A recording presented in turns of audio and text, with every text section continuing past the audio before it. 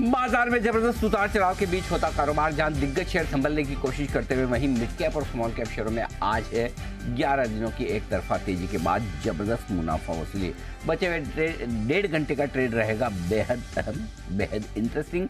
कहाँ होगी दिग्गजों की क्लोजिंग और कैसे आगे ट्रेड करेंगे मिड कैप और स्मॉल कैप शेयर, ये सब आप जानना चाहते हैं, इस पर रहेगा खास फोकस। स्वागत है आप सबका फाइनल ट्रेड में। नमस्कार, मैं हूं अनिल सिंघवी और नमस्कार, मैं हूं दीपांशु भंडारी। नए रिकॉर्ड्स के बाद जो थोड़ा उतार चढ़ाव हुआ है इस बाजार में, उसको कैसे समझना है और क्या करना है आपको, करेंगे इस पर बातचीत अनिल जी के साथ। पहले तो सर, इस समय की जो बड़ी बातें हैं ये बताएं।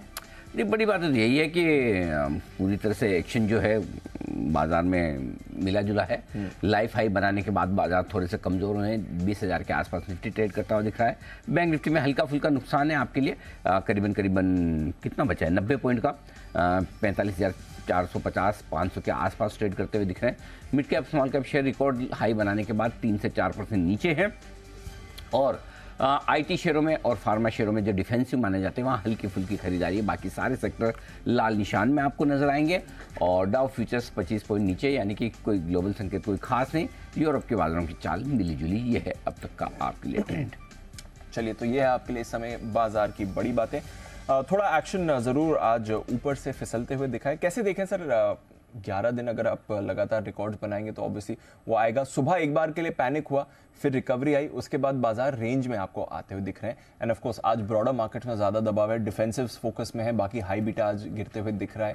कैसे समझना है सर आज के एक्शन को, आपकी कहाँ पर रहना सर? दीप, देखिए, मेरे ख्याल से एक्शन जो है वो आज फिर से 2 भागों में बटा हुआ है, दिग्गजों में और स्मॉल कैप मिड कैप में। बिल्कुल। अभी तक हमेशा यही बटा हुआ था।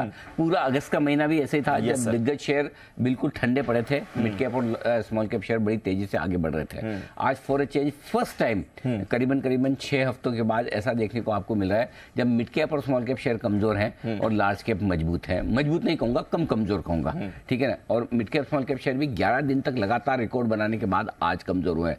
सो अगर आप आज लोगों के मन में एकदम से ये लग रहा है कि ये क्या हो गया, क्यों हो गया, कैसे हो गया, और बहुत सारे लोगों के मन में ये सवाल है कि आज टॉप बन गया, अब आज के बाद ये भाव वापस नहीं दिखेंगे, ये सारे सवाल आने। पहली चीज, आज लोगों को समस्या क्या है, पहले इसमें पहली समस्या तो ये कि सब जब ग्लोबल मार्केट्स ठीक ठाक है तो हम क्यों गिरे।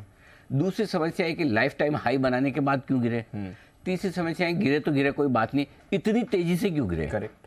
और चौथी समस्या है कि इतनी तेजी से गिरे तो भी आज तक तो निफ्टी और बैंक निफ्टी कमजोर रहता था, मिड कैप और स्मॉल कैप शेयर क्यों गिरे, और गिरे तो इतना तेजी से क्यों गिरे।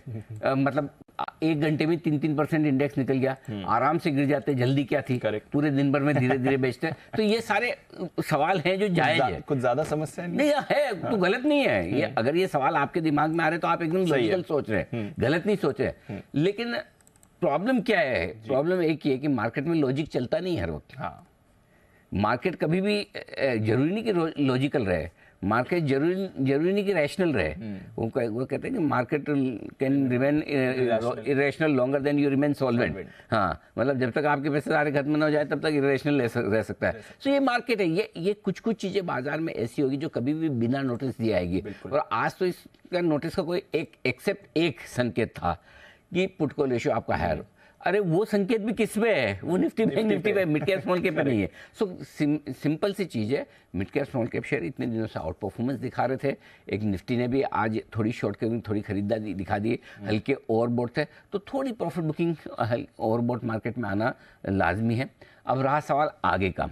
पहली चीज़, निफ्टी बैंक निफ्टी में कोई खास समस्या है नहीं, कोई बड़ी गिरावट के अगर आपको डर है और आप सोच रहे हैं तो प्लीज़ बिल्कुल भी मत सोचिए। राइट। हाँ, अगर आपको ये लगता है कि भाई ये टॉप बन गया 20,110 और अब 20,110 को पार करने में हमें हफ्तों लग सकते हैं, महीनों लग सकते हैं, ये आपकी गलतफहमी है। वापस होगा और इसके पार भी निकलेंगे। ठीक है। नीचे की रिस्क क्या हो सकती है?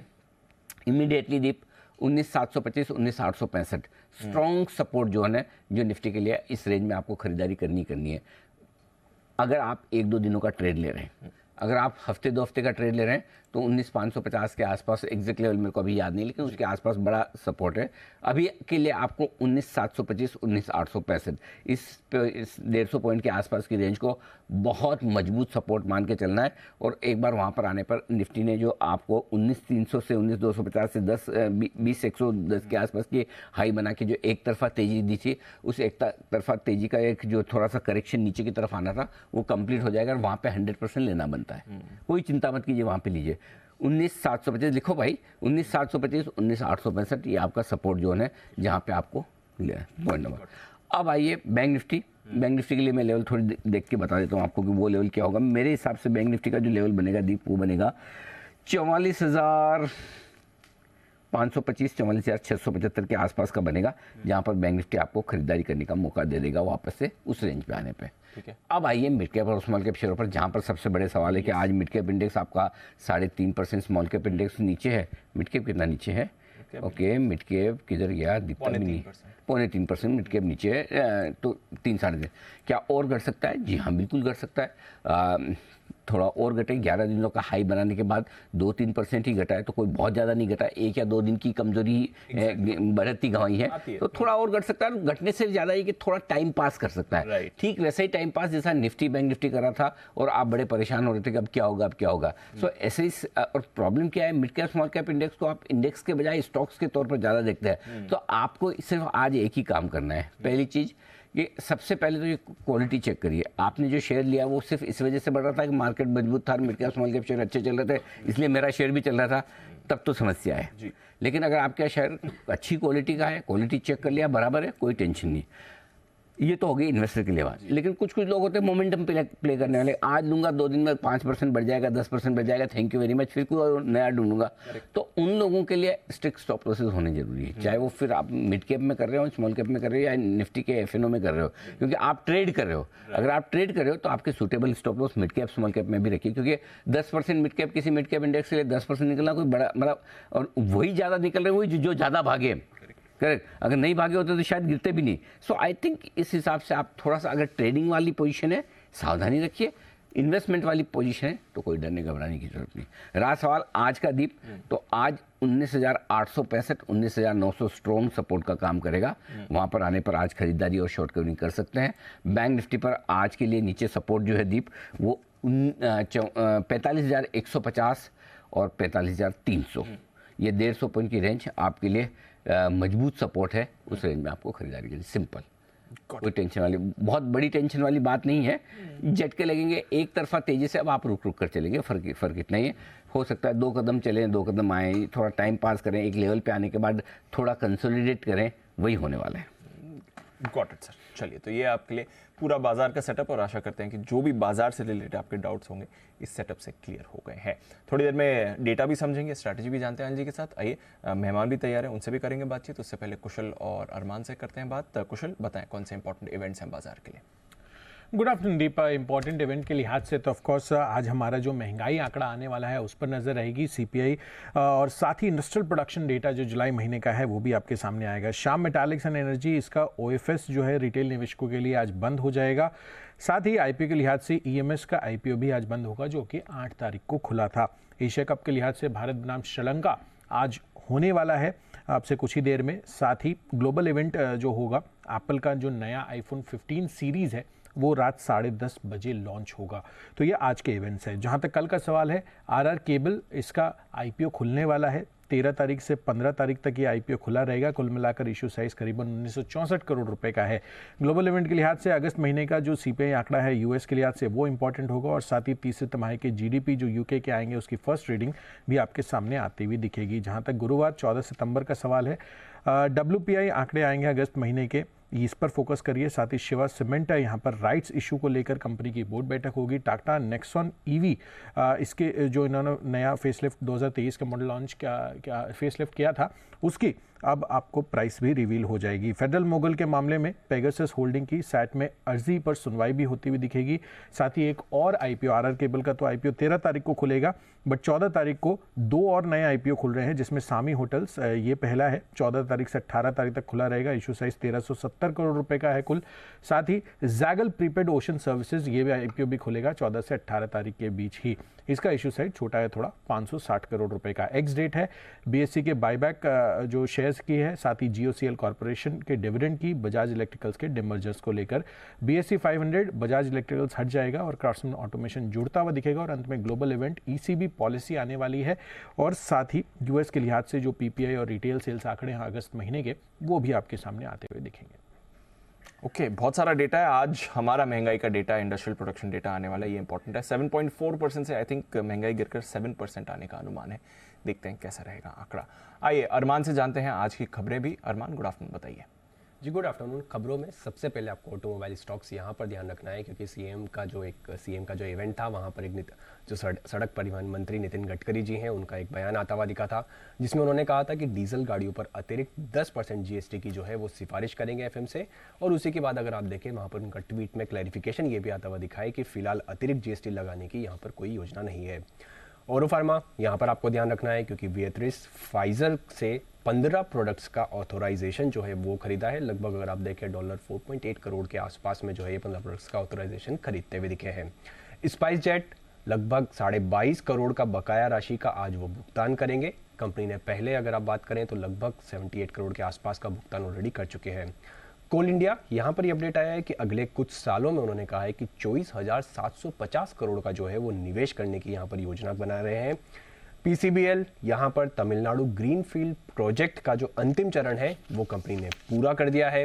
ट्रांसफॉर्मर्स एंड रेक्टिफायर्स, यहाँ पर आपको ध्यान रखना है, क्योंकि प्राइवेट प्लेसमेंट बेसिस पर प्रेफरेंशियल शेयर्स जो है कंपनी जारी करेगी, जिसमें माधुरी मधुसूदन केला जो है उन्हें लगभग 3.9% की इक्विटी जो है जारी की जाएगी। 120 करोड़ तक के जो है फंड जुटाने की बोर्ड की मंजूरी मिलती हुई दिखी है। अजमेरा रियल्टी, यहाँ पर 4 रेसिडेंशियल सोसाइटी के रीडेवलपमेंट का इनको ऑर्डर मिला है। हिंडाल्को, यहाँ पर इटली की कंपनी मेट्रा एसपीए के साथ उन्होंने करार किया है। ये एल्यूमिनियम रेल कोच बनाने के लिए जो है ये करार करते हुए दिखे हैं, और इसके तहत अगर आप देखें रेल कोच बनाने के लिए लगभग 2000 करोड़ का जो है निवेश करेंगे। उनोमिंडा यूरोप में हिस्सा खरीद को मंजूरी मिलती हुई दिखी है, जिसमें लगभग अगर वो देखें 3.8% के आसपास जो है हिस्सेदारी खरीदेंगे।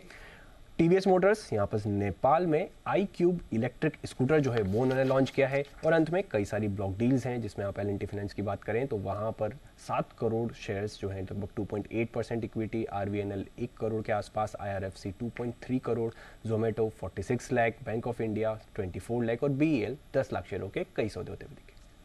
ओके, तो ये हैं आपके लिए आज की खबरें। कुछ बड़े सौदे सुबह हमने होते हुए देखे भी थे और उसका इम्पैक्ट भी आ रहा है। अदरवाइज बाजार रेंज में इस समय अटका हुआ है। बिल्कुल, तो अटके हुए रेंज में आइए, एक्सपर्ट्स का दमदार पैनल हमारे साथ है तैयार, और स्वागत हम एक बार फिर से आज सुबह की तरह कर रहे हैं। 20,000 के ऊपर सभी का स्वागत है। सुमित जी मुस्कुराते हुए और कुणाल जी और फॉरेन रिटर्न बंसल जी काफी धीर गंभीर मुद्रा में है। वागल साहब हमेशा की तरह तटस्थ भाव से आपके सामने है, और हिमांशु जी मुस्कुराने की पूरी कोशिश करते हैं, दिख रहे हैं, उसमें काफ़ी हद तक कामयाबी, और साथ साथ में कुणाल शाह साहब भी, आप सबका बहुत बहुत स्वागत है। वागल साहब, आपने मतलब सोच समझ के इतनी ग्रीन शर्ट पहनी थी या कुछ ऐसी टाइमिंग हो गई? Anil ji good afternoon, Deepanshu good afternoon. Anil ji, आपने जो कलर पहना है वो निषेध का कलर है। ओके, निषेध। मैंने जो कलर पहना है वो ओरिजिनल बुल्स का कलर है, और अगर आज मार्केट ग्रीन में क्लोज होता है तो उसका क्रेडिट मुझे जाना चाहिए। ठीक है, परफेक्ट, डन, दिया सर आपको क्रेडिट। नहीं हुआ तो किसको? हमारे तो क्या सिस्टम कैसा है, काम अच्छा हो गया, देखो काम अच्छा हो तो उसमें क्रेडिट लेने के लिए हमारे पास बहुत लोग हैं, कोई कमी नहीं है। आप ना भी बोले तो हम किसी को भी दे सकते हैं, क्यों कुणाल जी, है कि नहीं? लेकिन काम खराब हो गया तो नाम किसका लगाना है, ये बताओ। अनिल जी, पैनल पे इतने सारे लोग हैं, आप ढूंढ लीजिए। चलिए, किसी न किसी को वॉलंटरली हम पकड़ लेंगे कि किसी न किसी का नाम तो आए। फिलहाल सबसे पहले, अच्छा बंसल जी कुछ कह रहे हैं। बंसल जी, ओह बड़ा डील है। जब से फॉरेन से आए बंसल जी जिम्मेदारी लेने को तैयार है। ओपनिंग पे हाथ खड़ा किया ना अभी, कह रहे कि अगर लाल निशान में बंद हुआ तो मैं जिम्मेदार, कोर्ट भी लाल में। जी बंसल जी, आप अभी से एक्सेप्ट कर रहे हैं? नहीं अनिल जी, मैंने तो हाथ किसी और चीज के लिए खड़ा करा था। पहले तो अनिल जी, बाहर से तो मैं आया हूँ, जेट लैग सुमित जी को हो रखा है अनिल जी। हाँ देखा मैंने। मतलब कि अनिल जी, इस तरीके से नेशनल टीवी पे नंबर 1 बिजनेस न्यूज चैनल पर ये कैसे सुमित जी कर लेते हैं, ये समझ नहीं आ रहा है मेरे को अनिल जी। आपके सच्चे दोस्त वही है, आपकी भावनाओं को वही फील कर रहे हैं। सुस्ती आपको आ रही दिखा हो रहे हैं। ऐसे दोस्त मिलेंगे नहीं ढूंढने से बंसल जी, सुमित जी जैसे। आइए, फिलहाल हमारे मिल चुके हैं हिमांशु जी बिगुल के साथ, हिटमैन हिमांशु।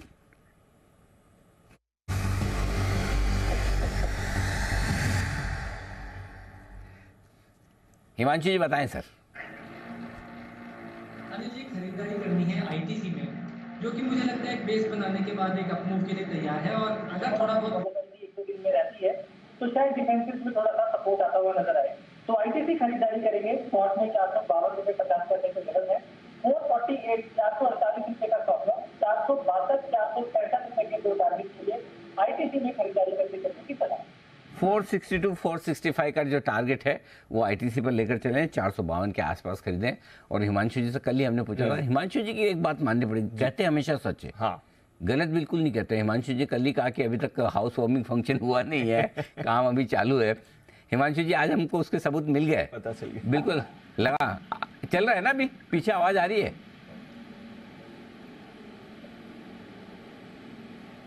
हिमांशु जी ये मुझे अब तो फाइनल फिनिशिंग कर दिया था स्टॉप लॉस।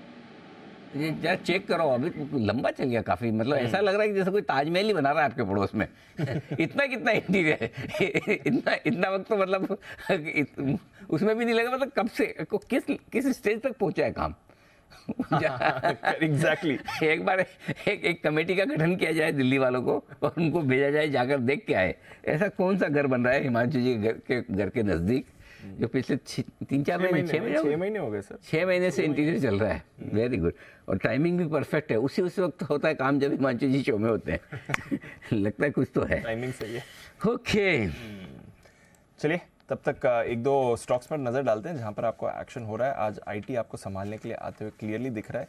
कल भी हमने देखा तो चुनिंदा लार्ज कैप आईटी में मूव बनी थी, आज भी आप देख रहे हैं कि लार्ज कैप आईटी एक्शन में आ रहा है। कल की चार्ट कॉर्नर पिक है टीसीएस, यहाँ पर हमने बढ़िया एक्शन देखा था। कुणाल जी गुड आफ्टरनून सर, एक बार जरा टीसीएस देखें, कल सुबह रिकॉग्नाइज करी थी, वहां से अच्छी मूव आ गई। इनफैक्ट कल के जो दोनों टारगेट्स है वो भी हिट हो गए हैं, और आज वीक बाजार में डेज हाई पर ट्रेड कर रहा है सर।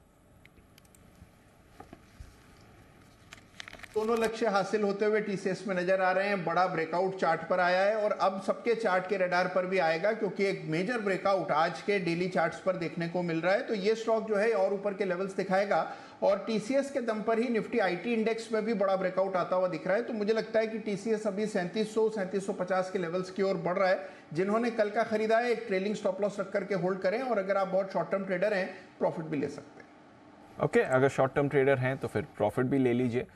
टीसीएस दोनों टारगेट्स कल के आपके हिट हो चुके हैं, डेज हाई पर है, निफ्टी का टॉप गेनर भी बना हुआ है।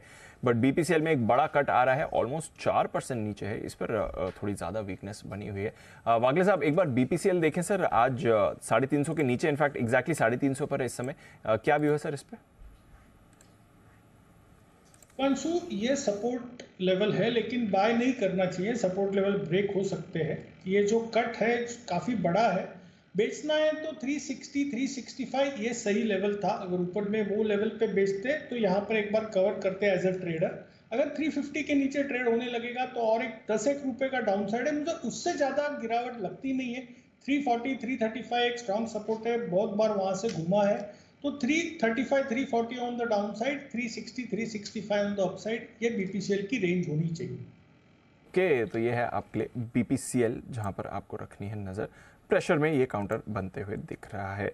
थोड़े स्टॉक्स और भी जहां पर आपको एक्शन आते हुए दिख रहा है। निफ्टी एक्चुअली थोड़ा संभलने की कोशिश कर रहा है, इनफैक्ट निचले सरों से काफ़ी सारे स्टॉक्स में अभी अभी संभलने के संकेत आपको आते हुए दिख रहे हैं। बट वही बात है, थोड़ा प्रेशर अदरवाइज बाजार में बना हुआ है। एक स्टॉक जिसमें आज गिरावट थोड़ी ज़्यादा आती हुई दिख रही है, BHEL 8.5% नीचे आया है। आज वायदा कारोबार के बैन में भी वापस इसकी एंट्री हुई है और 8.5% नीचे भी हुआ है। एक बार जरा कुणाल शाह साहब से राय ली जाए। कुणाल शाह साहब, वैसे तो ट्रेडर्स को पसंद आ रहा था, बाजार की भी रेडार पर था, 2-3 दिनों से कमजोर हुआ है और आज बैन में वापस एंट्री के बाद बड़ा कट आया BHEL में। सर जरा देखें इसका चार्ट। मिड कैप हमेशा वोलेटाइल ही रहता है, जब करेक्शन आता है तो फॉल भी बहुत बड़ा रहता है। करंटली अगर आप बेल का लॉन्ग टर्म चार्ट देखोगे तो अभी भी ट्रेंड इंटैक्ट ही है। शॉर्ट टर्म के लिए जो हमें सेलिंग प्रेशर दिख रहा है, ये स्टॉक को एटलीस्ट नीचे में 121, 122 के लेवल तक लेके जाएगा। ये जो 121, 122 जो लेवल की मैं बात कर रहा हूँ, वही उसका 20 डे मूविंग एवरेज का सपोर्ट है और वहाँ से हम एक अच्छा खासा बाउंस दे सकते हैं। तो अगर आपको बाय करना है तो वो डिप के लिए वेट करिए। अगर 121, 122 के आसपास आता है, फिर आप छोटे से 119 के स्टॉप लॉस से बाय कर सकते हो। वापस स्टॉक आपको अपसाइड में 130 के लेवल्स दिखा सकता है। सो ओवरऑल करंट स्ट्रक्चर खराब है, यहाँ से भी और 5 से 6 का फॉल पॉसिबल है करंट लेवल से। तो ये है आपके लिए BHEL, जहां पर और वीकनेस इस समय आपको आती हुई दिख रही है। वॉलेटिलिटी तो इस काउंटर में बन रही है। वॉलेटिलिटी आज मेटल्स में भी बनती हुई दिख रही है। नैल्को, जरा इस पर नजर डालिए, काफी ज्यादा प्रेशर आ रहा है। सुमित जी, नैल्को देखें, आज 5-5.5% का कट है सर इसमें।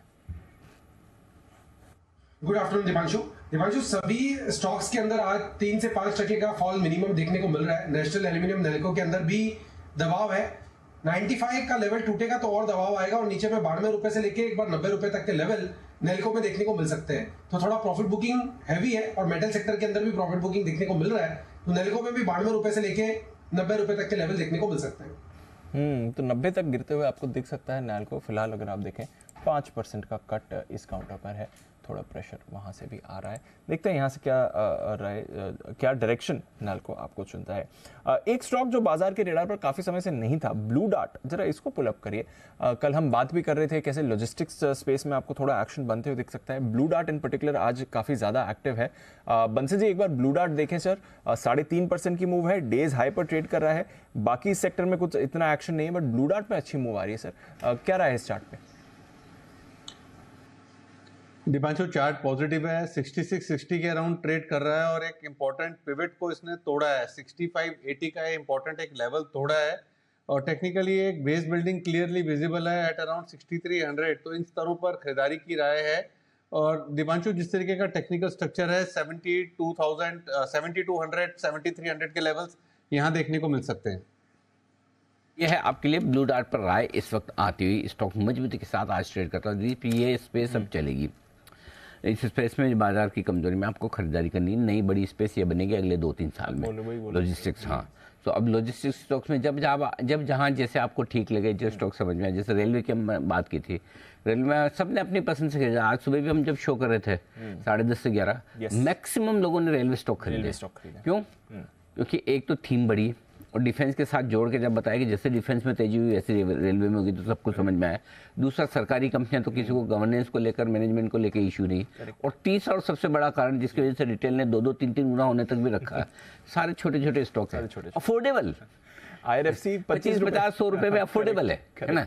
ये आपके डिफेंस में अब आप किसी को बोले HAL की दिल्ली लेके रख लेना, नहीं लेगा आदमी। मजगांव डॉक की लेना, नहीं लेगा भाई, अब नहीं लेगा। लेकिन IRFC अब भी ले लेगा, RVNL अब भी ले लेगा, राइट्स भी ले लेगा, IRFC ले लेगा। तो ये सब अफोर्डेबल स्टॉक्स है जिसमें तो क्या लेने को हो जाता है ना। 150-200 की डिलीवरी लेने में दिक्कत नहीं आती। सुमित जी को पूछो, सुमित जी का एक्सपीरियंस है, सबसे ज्यादा रिकमेंड 50 इस तरह के रिकमेंड, तो वो उसमें फिर आदमी लेके खड़े भी रह जाता है। सो आई थिंक बढ़िया पैसा बन जाता है। लेकिन अब जो नई थीम बन के आएगी धीरे धीरे, इस स्पेस में भी सरकारी कंपनियां हैं नहीं, ज़्यादातर आपकी प्राइवेट कंपनी है और सबकी बैलेंस शीट देखना पड़ेगा, समझना पड़ेगा।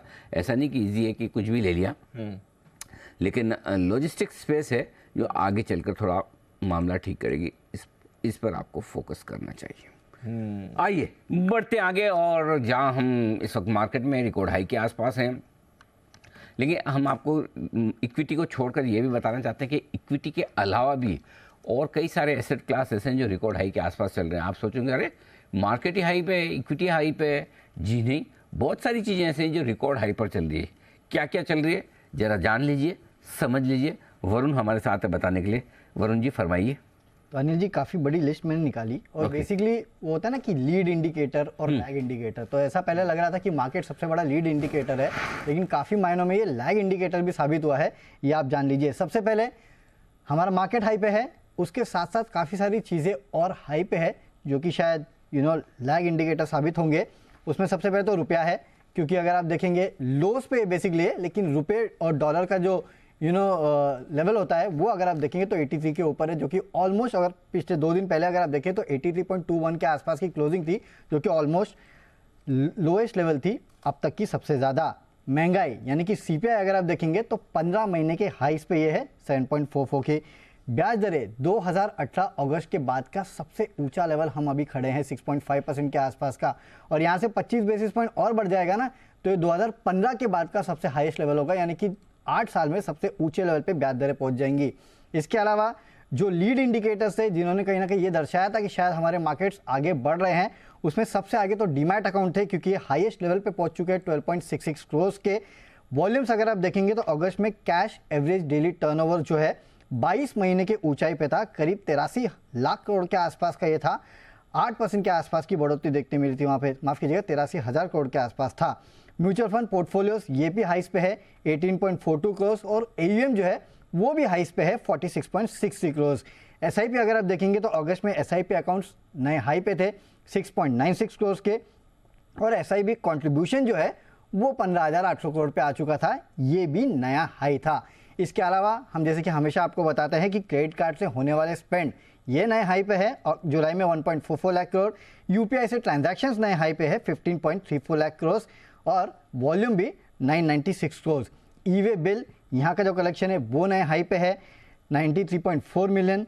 एक्सपोर्ट्स इंडिया का FY23 में ये नए हाई पे था 776 बिलियन।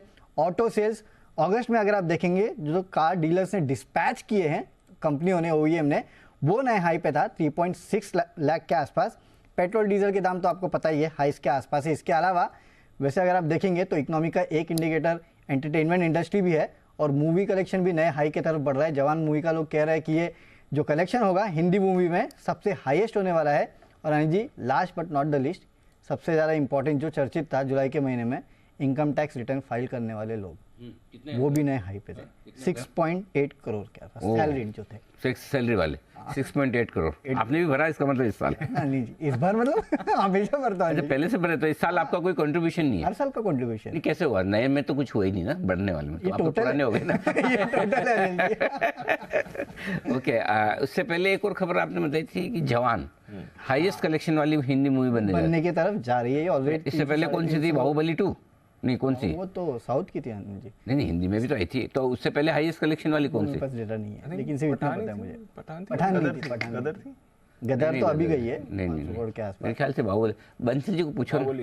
बंसल जी, सबसे ज्यादा पैसा किसने कमाया? नहीं, बाहुबली हिंदी में थी ना? RRR। बंसल जी, कुछ आइडिया है आपको सबसे ज्यादा पैसा? अनिल जी मेरे को नहीं अनिल जी आइडिया नहीं है मेरे को, ऐसे बिना मतलब के गैस नहीं करूंगा। हाँ। मेरे को कंफर्मेशन नहीं है। अच्छा, जवान के बारे में बताओ फिर। जवान तो अनिल जी अच्छी मूवी है, मैं देख नहीं पाया अनिल जी। वहां पर न्यूयॉर्क में टिकट महंगी थी, बुधवार को $6.5 की थी, वेडनेसडे को तो मैं वहां था नहीं, और जिस दिन मैं था वहां पर $13-14 की टिकट थी। तो मैंने कहा इंडिया में ही देख लेंगे अनिल जी। $14 की टिकट है? तो वैसे जनरली कितनी की होती है वहां पर? ज्यादा नहीं है वैसे सर, $14। 14? अरे अनिल जी वहां तो हर चीज ही महंगी है अनिल जी। अरे भाई साहब गजब कराया है। इंडिया में इंडिया से सस्ती है। बंसल जी आप ठगा गए एकदम। इंडिया से सस्ती। नुकसान कराया अपना खुद का 50%। $14 मतलब 1150 रुपए। करेक्ट। यहाँ पे तो 2200-2300 में देखिए कुणाल जी ने। तो अनिल जी यहाँ तो 350-400 रुपए। नहीं, 2200-2300 में देखिए कुणाल जी ने। वो अनिल जी वो रिक्लाइनर वाली सीट तो अलग स्पेशल सीट होगी अनिल जी, स्पेशल मतलब कि कुणाल जी के लिए बनी होगी। वहां पे तो नॉर्मल कुर्सी वाली अनिल जी वो टिकट थी जो हमारे यहाँ 350-400 रुपए में होती है। नहीं वैसे खैर नहीं देख के आने का डिसीजन तो ठीक ही है। अमेरिका जाके पिक्चर क्या देखना है, फिर तो अमेरिका बाद में घूमे ना, पिक्चर नहीं कभी भी देख लेगा। ऐसे इनके अमेरिका के एक्सपीरियंस तो बढ़िया ही रहे।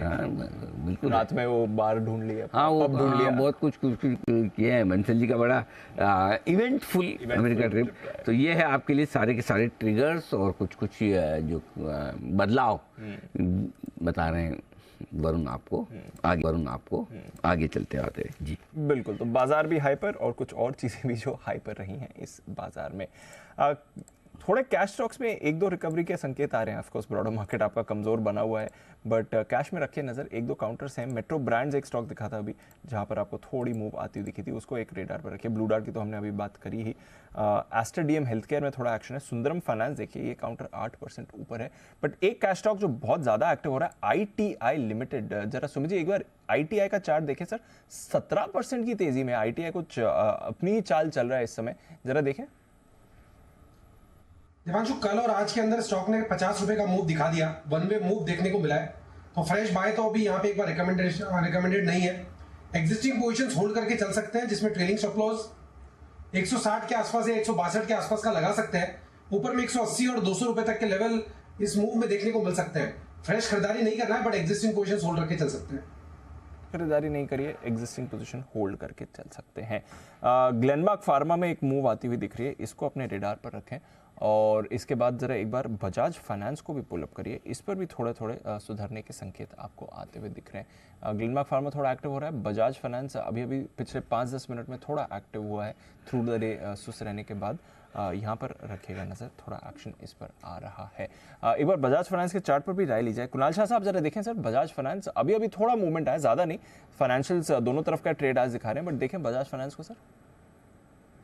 I think overall Jio finance के बाद जो हमने करेक्शन देखी थी हायर लेवल से, स्टॉक ने 6000 का लेवल टच किया था, वहां से हमने एक अच्छी रिकवरी 7400 तक देखी है। आज के ट्रेडिंग सेशन की बात करूं स्पेसिफिकली, यस लोअर लाइन से हमें बाइंग दिखी है, बट अभी भी स्टॉक काफी एक बड़े रेंज में फंसा हुआ है। इमीडिएट रेजिस्टेंस जो है स्टॉक को है वो है 7457 के ऊपर। अगर इसके ऊपर जाता है स्टॉक तो एक फ्रेश ब्रेकआउट कंफर्म हो जाएगा, फिर स्टॉक रेडी हो जाएगा 7700 के लेवल टच करने के लिए। सो एक बार 7457 क्रॉस करता है, फिर आप लॉन्ग पोजीशंस क्रिएट कर सकते हो। 7400 का स्टॉप लॉस रखना है आपको डाउन साइड पे। ये बजाज फाइनेंस पर आए और इस बीच आज फिर 3 बजे एक और मैच है। अगर बारिश नहीं है तो आपको देखने को मिलेगा। श्रीलंका की टीम ही खेली तो हो सकता है बारिश ना आए लोकल टीम होने की वजह से। लेकिन अच्छी खबर बता दूं कि रोहित शर्मा साहब टॉस जीते हैं। अरे वाह, और पहले धुलाई करने का उन्होंने फैसला लिया है। कल का मोमेंटम कैरी बिल्कुल, तो बैटिंग करेंगे और उसी मैदान पे है। पिच तो अलग ही होगी नेचुरली, 2 दिन तो लगातार एक ही पिच पे हो नहीं सकता, बट मैदान वही है। सर वैसे ये तो अब हमारा होम ग्राउंड हो गया, 3 दिन से तो हमारी टीम वहाँ पर ये बात तो सही खेल रहे हैं हम लोग। ये बात तो सही है एकदम बिल्कुल। तो कोलंबो में प्रेमदासा स्टेडियम में ये मैच आपके सामने होने जा रहा है। 3 बजे से शुरू होगा। टॉस इंडिया जीत चुकी है, चलो बढ़िया है। टॉस जीतकर बल्लेबाजी करने का फैसला। आइए सेठी साहब के फैसले क्या है जरा जान लेते हैं। सदाबहार सेठी साहब की short term pics.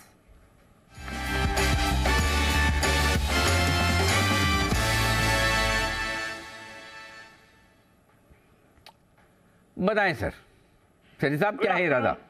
Good afternoon Anil ji, good afternoon Deepanshu. Anil ji, आज के इस बाजार में भी मतलब जहां मिड कैप स्मॉल कैप में एक सही ढंग का आज करेक्शन हुआ है या थोड़ी प्रॉफिट बुकिंग हुई है, 2 स्टॉक से खरीदारी करने की सलाह है, दोनों मिड कैप सेगमेंट से ही। बताएं सर पहला स्टॉक।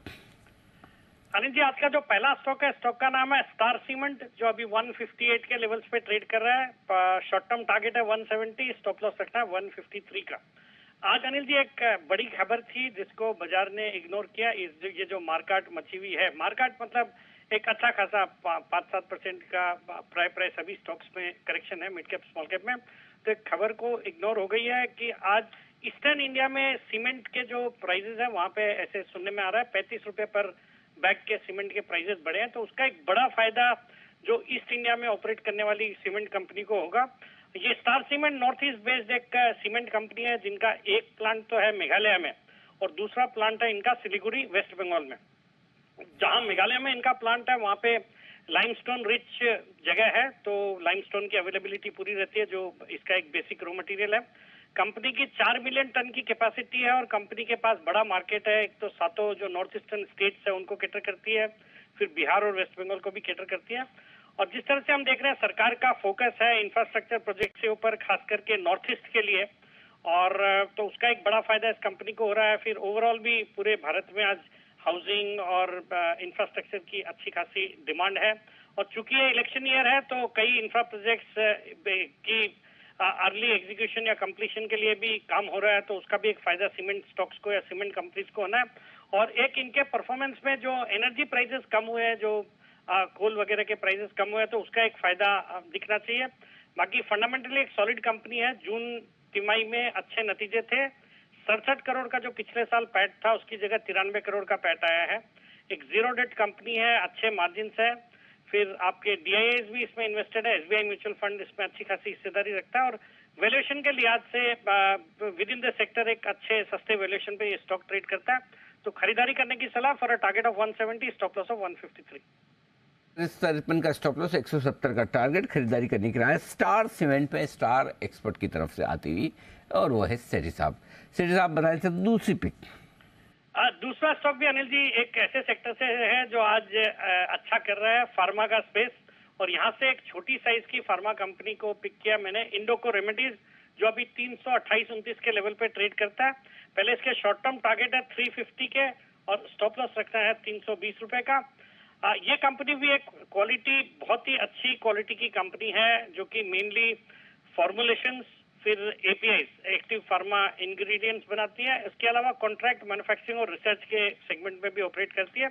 हर एक जो सेगमेंट है, जैसे डायबिटीज है, कार्डियोलॉजी, गेस्ट्रोएंट्रोलॉजी, फिर आपके और भी कई सारे मेटाबॉलिक डिसऑर्डर्स, इन तरह के रेस्पिरेटरी, इन सब सेगमेंट के लिए मेडिसिन बनाती है। और इनके 55 प्रोडक्ट्स तो अपने सेगमेंट में टॉप 5 पोजीशन में आते हैं, one of the top 5 medicine है। 55 ऐसे प्रोडक्ट्स हैं इनके पास। कंपनी 50 से ज्यादा देशों में एक्सपोर्ट करती है, जिसमें सभी है, यूएस है, यूरोप है, ऑस्ट्रेलिया, न्यूजीलैंड वगैरह। और इनके पास 110 पेटेंट है, जिसमें 39 पेटेंट तो इनके हैं फॉर्मुलेशंस के सेगमेंट में, और 71 पेटेंट्स है एपीआईज के सेगमेंट में। और हाल ही में कंपनी ने अपनी एक मल्टीपर्पज एपीआई फैसिलिटी कमीशन करी है नई। फिर इनके पास एक world class clinical trial facility भी है हैदराबाद में। तो इस तरह के दमदार फंडामेंटल्स या दमदार बिजनेस वाली कंपनी है, और फंडामेंटल्स भी बहुत अच्छे हैं। एक अच्छी दर से कंपनी ग्रो कर रही है, और डेट इक्विटी रेशियो भी 0.32 का मैनेजेबल है। फिर एफआईएस डीआईएस भी सुपर बुलिश दिखते हैं। 19.5% स्टेक है, जिसमें DSP, Nippon, ICICI Pru, ABSL, Franklin वगैरह होल्ड करते हैं। और वैल्यूएशन के लिहाज से 24 के मल्टीपल पे ये स्टॉक ट्रेड करता है, जबकि आज फार्मा सेक्टर में ये जो तेजी हुई है इसके बाद से 40-45 के मल्टीपल पे इस तरह की कंपनियां ट्रेड हो रही है। तो मुझे लगता है ये स्टॉक अच्छा करना चाहिए आज के इस थोड़े करेक्शन वाले बाजार में। Pharma could be a good space to be in, और खरीदारी करने की सलाह for a target of 350, stop loss of 320। Anil ji एक और बात कहनी थी। अनिल जी, जो दर्शक है जी बिजनेस के, आजकल बहुत स्मार्ट हो गए, आपसे बहुत ज्यादा अपेक्षाएं हो गई है उनको। हाँ, वो आज सुबह मुझे शो करते करते फोन आया था। आज एक दर्शक कह भी रहे थे कि आप शरीफ साहब की खिंचाई बिल्कुल भी नहीं करते हैं। फिर मैंने भी आत्ममंथन किया, अंदर देखा, तो मुझे लगा बात तो सही कह रहे हैं। नहीं अनिल जी, हाँ मैं तो वही वो दर्शक के अभी तो नाम भी मुझे याद है, सुशील जी थे कोई कैलकाटा से, हाँ। जो आपके तो बड़े फैन ही हैं। हाँ। बाकी मुझे और कुणाल जी को भी फॉलो करते हैं। उन्होंने आपसे रिक्वेस्ट करी मेरी खिंचाई, तो मैं तो उनसे यही कहूंगा कि इससे ज्यादा क्या खिंचाई करेंगे। हाँ, राकेश जी से कम करते हैं, वो बात मैं मानता हूँ, बट छोड़ते तो किसी को भी नहीं अनिल जी। नहीं, देखो क्या है, देखो अल्टीमेटली अपने कहाँ है, सारे एक्सपर्ट्स को जरा दिखाएं कि भाई अल्टीमेटली अपन चैनल किसके लिए चला रहे हैं, दर्शकों के लिए ही। और बताओ भाई, सारे हमारे कुणाल जी, राकेश जी, बाकी सारे दर्शक कहाँ हैं, सारे एक्सपर्ट कहाँ हैं, जरा उनको भी दिखाओ, तो फिर मैं उसके बाद में अपनी बात रखूँ। भाई अल्टीमेटली तो चैनल तो हम हमारे दर्शकों के लिए चला रहे हैं ना, और अगर हमारे दर्शकों की मांग है कि सेठी साहब की खिंचाई की जाए तो करनी तो चाहिए। तो कुणाल जी बताओ, करनी चाहिए कि नहीं करनी चाहिए? बिल्कुल अनिल जी, बिल्कुल करनी चाहिए। और अनिल जी, अगर इसमें आपको चाहिए औरों का भी साथ, तो अनिल जी हम भी देने के लिए पूरी तरह तैयार हैं। हाँ। और सेठी साहब कई बार मौके भी दे देते हैं कि उनकी खिंचाई हो, तो हम मिल करके करेंगे। अनिल जी, जो भी काम करेंगे मिलकर करेंगे। वैसे बाकी कामों में मुझे आपके साथ की जरूरत हमेशा होती है, इसमें तो बिल्कुल मैं अकेला कर सकता हूँ। चिंता बिल्कुल नहीं है। अच्छा, हमारे सुमित जी कुछ कह रहे हैं। जी सुमित जी। नहीं अनिल जी, मैं आपकी बात से 100% सहमत हूँ। दर्शकों के लिए ही सब कुछ है और दर्शकों की इतनी बड़ी मांग है, उसको बिल्कुल फुलफिल करना चाहिए। और सिर्फ बालों तक ही नहीं, सेठी साहब की पूरी एकदम अच्छी तरह से खुल के खिंचाई करनी चाहिए। सेठी साहब सोच रहे होंगे मैंने ये टॉपिक क्यों रखा, गलती करी। सेठी साहब अगर आप ये नहीं रखते तो भी मैं आपको बता दूं, आपकी जानकारी लिए मैं दीप को कह चुका था कि रुके, मेरी स्टडी भले 5 मिनट लेट हो जाए कोई टेंशन नहीं है, कहीं मार्केट नहीं जा रहा भागा, ठीक है यही है। लेकिन सेठी साहब का तो टॉपिक डिस्कस करना बहुत जरूरी है। तो सेठी साहब अब जनता की बेहद मांग पर आप तैयार हैं? आपका मुकाबला, तैयार रहूंगा। हाँ आपका मुकाबला, और उस तैयारी के लिए ज्यादा बढ़िया क्या है, आप स्टूडियो में आ जाए। हाँ जल्दी आता हूँ Anil ji. I'll take it in the right spirit। वैसे भी आप हल्के फुल्के नहीं, इसमें तो ठीक है राइट, जब खिंचाई हो तब राइट स्पिरिट में लेना, अभी तक तो ठीक है। वैसे बाय द वे बता दूं, हमने तय ये किया है कि आमतौर पर एक्सेप्शंस आर ऑलवेज देयर, पर आमतौर पर हर बुधवार को बिल्कुल हमारे स्टूडियो में आपको एक guest expert of the week मिलेंगे। और कल भी हमारे एक guest expert of the week आने वाले हमारे स्टूडियो में। आप अंदाजा लगाइए कौन होगा, गेस करिए, अंदाज लगाइए। हमारे एक्सपर्ट्स को भी अंदाज लगाना है और हमारे दर्शकों को भी। कल guest expert of the week कौन होगा जो स्टूडियो से शो करेगा? जी बंसल जी, आप आना चाहते हैं या आप बताना चाहते हैं? नहीं अनिल जी, मैं पूछना चाह रहा हूँ, गेस तो तब करेंगे, पहले ये बताइए कि मॉर्निंग में आएंगे कि आफ्टरनून में आएंगे? अनिल जी थोड़ा काम इजी हो जाएगा अनिल जी, जो भी गेस करना चाह रहे हैं। कल वाले गेस्ट आफ्टरनून में आएंगे जी, ज्यादा संभावना है आफ्टरनून की है। क्या मॉर्निंग में आने में मॉर्निंग में हमारे लिए थोड़ी सी दिक्कत हो जाती है? क्या मॉर्निंग में जो गेस्ट है उसको फिर आप ब्रेकफास्ट भी कराओ, लंच भी कराओ। अब 2 बजे वाले शो में तो आदमी आराम से लंच वंच करके आता है, जल्दी अर्ली डिनर तो कोई 4 बजे करेगा नहीं। तो हमारा काम खाली चाय से हो जाता है, इसलिए हमने दिन में रखा है। The fact is that. तो आपको कोई बदलाव करना है तो बता दीजिए बंसल जी, हम कर सकते हैं। नहीं ओवर टू कुणाल जी है, वो गैस करेंगे अनिल जी। ओके, तो कल दोपहर के शो में आपके सामने होंगे एक बहुत ही बेहतरीन गेस्ट, हमारे स्टूडियो से शो करते हैं guest of the week. Absolutely नया सेगमेंट है हमारा। और गेस्ट ऑफ द वीक के साथ आपको कुछ विशेष चीजें भी देखने सुनने को मिलेगी, उसका भी कीजिए इंतजार, हम कल ही बताएंगे आपको, तो इंतजार कीजिएगा जरूर। आइए सेठी साहब को धन्यवाद। सेठी साहब को धन्यवाद। सेठी साहब आज तो हमने बिना खींचे छोड़ दिया, आप भी हमें धन्यवाद कर सकते हैं उसके लिए, बाकी आगे की आगे भगवान जाने। जी आइए, इंतजार था सर आपकी स्ट्रैटेजी का, वो भी पूरा कर लेते हैं। डन।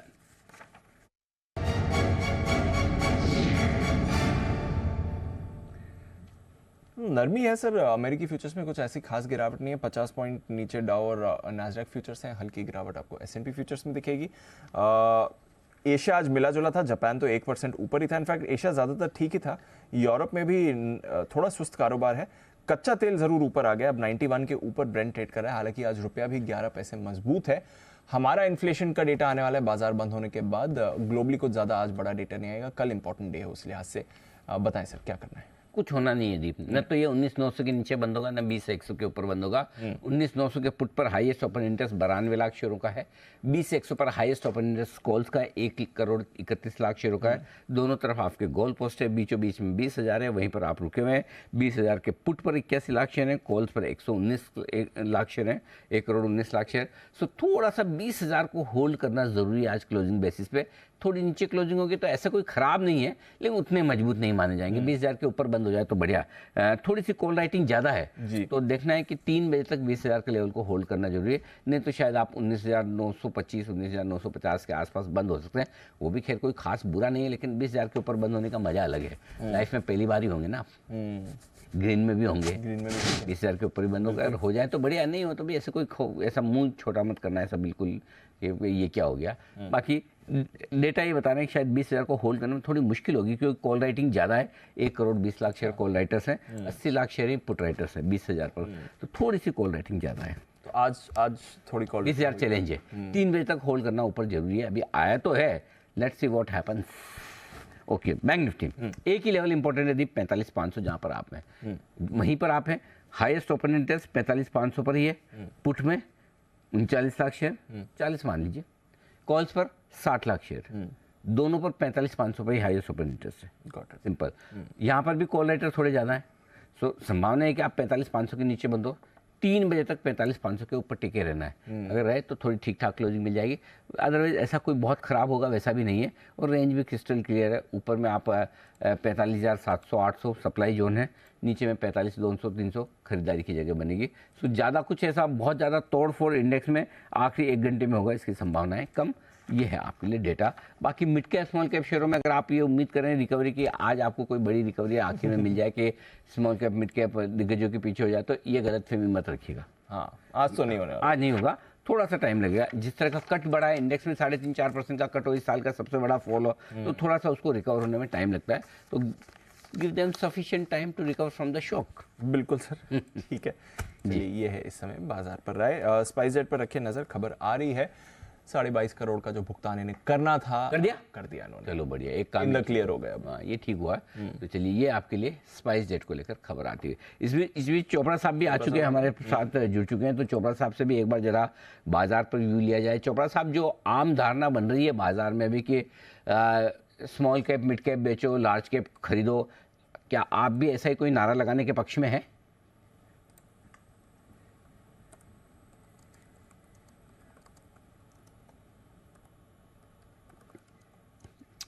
चोपड़ा साहब, आप क्या मेरी आवाज सुन पा रहे हैं? अनिल जी, कुछ शायद नेटवर्क इशू था, कोई बात। आप रिपीट तो मैं जानना ये चाहता हूं सर आपसे कि भाई मार्केट में एक जो आम धारणा ये बन रही, भाई mid cap small cap share बेच दो और लार्ज कैप ले लो, आपको भी ऐसा ही लगता है? अनिल जी, देखिए क्या होता है कि सेक्टर रोटेशन और अगर आप ये बोलें कि मिड कैप स्मॉल कैप में जब तेजी हो जाती है तो सेफ हेवंस में लोग जाते हैं, बिल्कुल ठीक स्ट्रेटेजी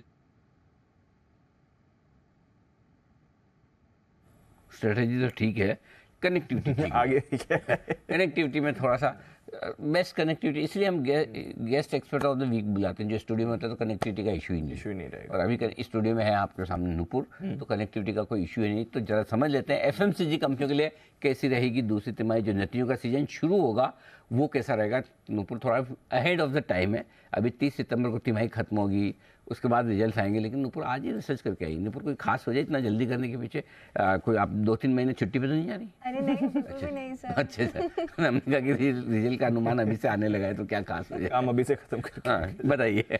बिल्कुल सर, पता नहीं कभी ब्रेकिंग न्यूज आ जाए तो थोड़ा well prepared. Yes, very nice, बताइए। वो मॉनसून जो कमी हमने इस बार देखी है, उसके चलते जो अर्ली रिपोर्ट्स आ रही है और चैनल चेक्स ये सजेस्ट कर रहे हैं कि जो रूरल डिमांड रिकवरी एक्सपेक्ट करके चल रहे थे वो दूसरी तिमाही में नहीं होती हुई नजर आ रही है। तो ये एक बड़ा इम्पैक्ट हो सकता है। कमजोर मॉनसून और जो क्रूड के प्राइसेस हमने देखा है पिछले कुछ समय में बढ़ते हुए दिखे, उससे आपको डिमांड पे असर पड़ते हुए नजर आएगा। साथ ही साथ जो पहली तिमाही में हमने देखा था कि एक सपोर्ट मिला था रॉ मटेरियल के प्राइस गिरने के चलते, और करीबन 100 से 800 बेसिस पॉइंट के ग्रॉस मार्जिन सुधरते हुए दिखे थे कंपनीज के। एक बड़ा सपोर्ट वहां से मिला था इनके नंबर्स में। लेकिन पिछले 3 महीनों में क्रूड 17% ऊपर है, और इसी के चलते जो पैकेजिंग सोडा ऐश के जो दाम है वो अब बढ़ने की उम्मीद है। पिछले 1 साल में अगर आप देखेंगे तो बाकी के जो रॉ मटेरियल्स है, जैसे कि palm oil, soda ash, caustic soda, चाय, कॉफी, सनफ्लावर ऑयल जैसी कमोडिटीज में तो कमजोरी आई थी, और इसका ही इम्पैक्ट हमने पहली तिमाही में देखा था कि सारी कंपनीज के ग्रॉस मार्जिन बढ़ते हुए नजर आए थे। अब चैनल चेक्स जो है वो यही बता रहे कि दूसरी तिमाही में सिर्फ 3 से 6% की वॉल्यूम ग्रोथ आ सकती है। एफएमसीजी कंपनीज के द्वारा किए गए जो दामों में कटौती इन कंपनीज ने ली थी, उसके चलते ही सिर्फ वॉल्यूम ग्रोथ आते हुए नजर आएगा। मांग में जो सुधार होने की उम्मीद थी, उसकी जो गति है वो फिलहाल धीमी नजर आ रही है, क्योंकि मॉनसून थोड़ा कमजोर रहा। साथ ही साथ इन्फ्लेशन बढ़ता हुआ दिखेगा। अगर मॉनसून कमजोर है तो रूरल डिमांड भी इम्पैक्ट होती है, उसका भी असर आपको नजर आएगा। पहले तिमाही में HUL, ITC, Dabur, Marico, Britannia, इन सारी कंपनीज के, इनफैक्ट एशियन पेंट जैसी कंपनीज के करीबन 250 से 600 बेसिस पॉइंट से ग्रॉस मार्जिन सुधर कर आए थे। इस बार उम्मीद है कि ग्रॉस मार्जिन्स में इम्पैक्ट आ सकता है। अब सारी की सारी नज़र डिमांड और जो सुधारने की उम्मीद है वो फेस्टिव सीजन से ही लेके चल रहे हैं, जिसके चलते आज 2 बड़े दिग्गज हाउस की तरफ से HUL पे टारगेट कट्स भी आते हुए नजर आए। उनका कहना है कि कंजम्पशन डिमांड जो है वो Q2 में चैलेंजिंग रहने वाला है, जिसके चलते सिटी ने HUL पे जो टारगेट है वो घटाया है, 2900 का टारगेट घटा के 2880 किया है। साथ ही साथ गोल्डमैन सैक्स की भी बात करें तो यहाँ पर भी उन्होंने जो लक्ष्य है वो घटाया और फिलहाल उनका जो टारगेट है वो 27-25 का है। तो कमज़ोर डिमांड रह सकती है ख़राब मानसून के चलते, और जो दाम बढ़े क्रूड के उसके चलते पैकेजिंग और कुछ कमोडिटीज़ में भी असर दिखेगा, तो ग्रॉस मार्जिन इम्पैक्टेड नजर आएंगे। तो उम्मीदें हैं कम इस बार के नतीजों से FMCG कंपनी के। वो अलग बात है कि आज कमज़ोर बाजार में हल्की फुल्की खरीदारी दिखाने की कोशिश कर रहे हैं। ITC जैसे शेयर डिफेंसिव है और अभी तो रियल सीजन में थोड़ा सा वक्त है, 1.25 महीना बाकी है, तो कोई ऐसा कि ऐसा ही नहीं कि आज के आज घट जाए, लेकिन बहुत अच्छे नतीजों की उम्मीद ना रखें। ये आपके लिए FMCG सेक्टर पर आउटलुक है। एक ही की ट्रिगर होगा और वो अगले क्वार्टर के लिए होगा फेस्टिव सीजन फुल फ्लेज। इस बार में थोड़े कम त्यौहार है, अक्टूबर नवंबर में त्यौहार थोड़े ज़्यादा हैं इस बार। एक महीना वो लंबा हो गया ना, अधिक मास वाला, इसलिए सब कुछ आगे सरका है थोड़ा सा। आइए हम भी आगे सरकते हैं हिमांशु गुप्ता साहब की तरफ से। आज अकेले हिमांशु जी मोर्चा संभाले हुए, बाकी सब लोग तो एकदम बहुत लाइफ एंजॉय करते हुए दिख रहे हैं मुझे। बहुत ज़्यादा। देखो बंसल जी को, कुणाल जी को, अभी मैं कुछ पूछूंगा तो बंसल जी को 3-4 कमियां बता देंगे कुणाल जी की, कि इस वजह से कोई कॉल नहीं आया, उस वजह से नहीं आया, और कुणाल जी को कोई फर्क पड़ता नहीं गिना दे तो गिना दे। और सुमित जी तो आज काम करने के मूड में है ही नहीं, सुबह आधा घंटा एक्स्ट्रा भी मिल गया। हाँ, और उस समय भी बंसल जी ने बोला है कि इस तरह से आराम कर रहे हैं। तो ऐसे में हिमांशु जी एकमात्र हैं जो लगे हुए हैं, बिल्कुल उनके लिए हिटमैन हिमांशु।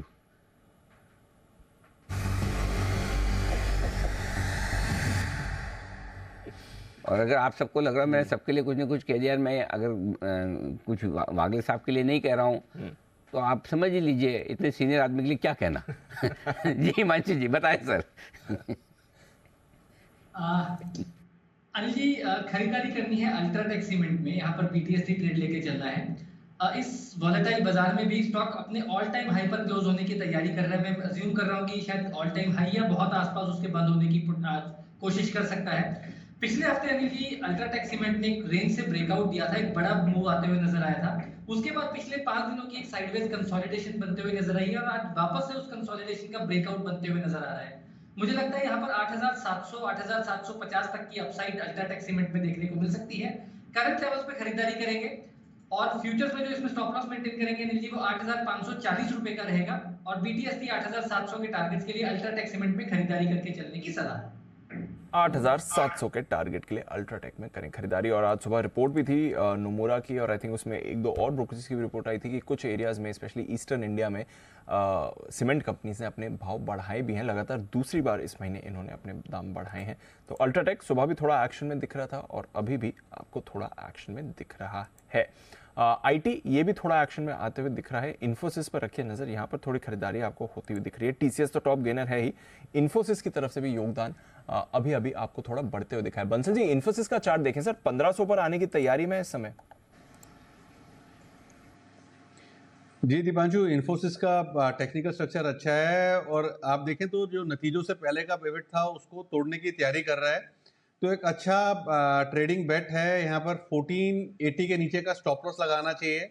और टेक्निकली दीपांशु यहाँ पर 1525 1530 के टारगेट्स रहते हैं नियर टर्म वाले। तो एक ओवरवेट खरीदारी की राय है on Infosys.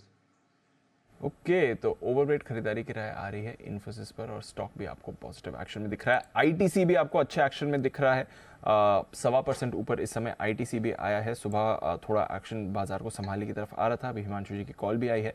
Fresh movement IT पर भी थोड़ा थोड़ा एक्शन आते हुए दिखा है। तो इन कुछ लार्ज कैप्स की तरफ से आपको आती हुई दिख रही है। आइए कुणाल शाह साहब के पास चलते हैं, उन्होंने भी एक ट्रेड आइडेंटिफाई करा है इस बाजार में, BTST।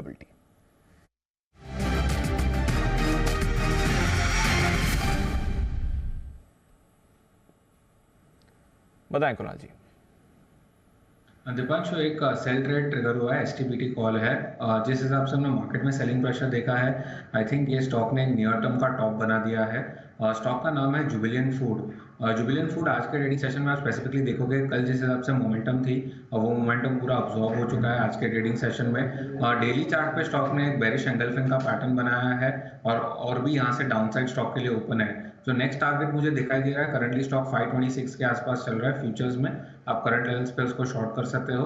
फर्स्ट टारगेट है 510 का और सेकंड टारगेट है 502 का, और जो स्टॉप लॉस आपको अपसाइड पे रखना है वो है 535 का। इसके स्टॉप लॉस से जुबिलेंट फूड बेचे नीचे के टारगेट 510 और 502 के बनते हुए नजर आएंगे। दबाव बनाने की स्ट्रेटजी काम करती हुई दिख रही है। हिमांशु जी के बाद अब कुणाल शाह साहब आ चुके हैं दबाव में, और दबाव में आ चुके हैं सुमित जी भी, और जल्दी ऐसा ही दबाव आपको कुणाल जी, राकेश जी और वागले साहब भी देखने को मिल सकता है। ट्रेंड तो ऐसा ही बता रहा है। आइए अगला बिल्कुल सुमित का सुपरहिट।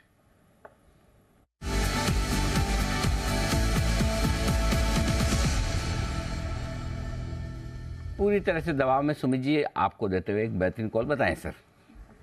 नहीं अनिल जी, दबाव नहीं है, एक प्रॉपर चार्ट पैटर्न पे एक सेल साइड का स्टॉक रडार पे आया है। चलो तो दबाव stock- एक मान लिया दबाव नहीं, चलो आपकी बात मान ली, तो दबाव नहीं तो कविता सुनाओ साथ में।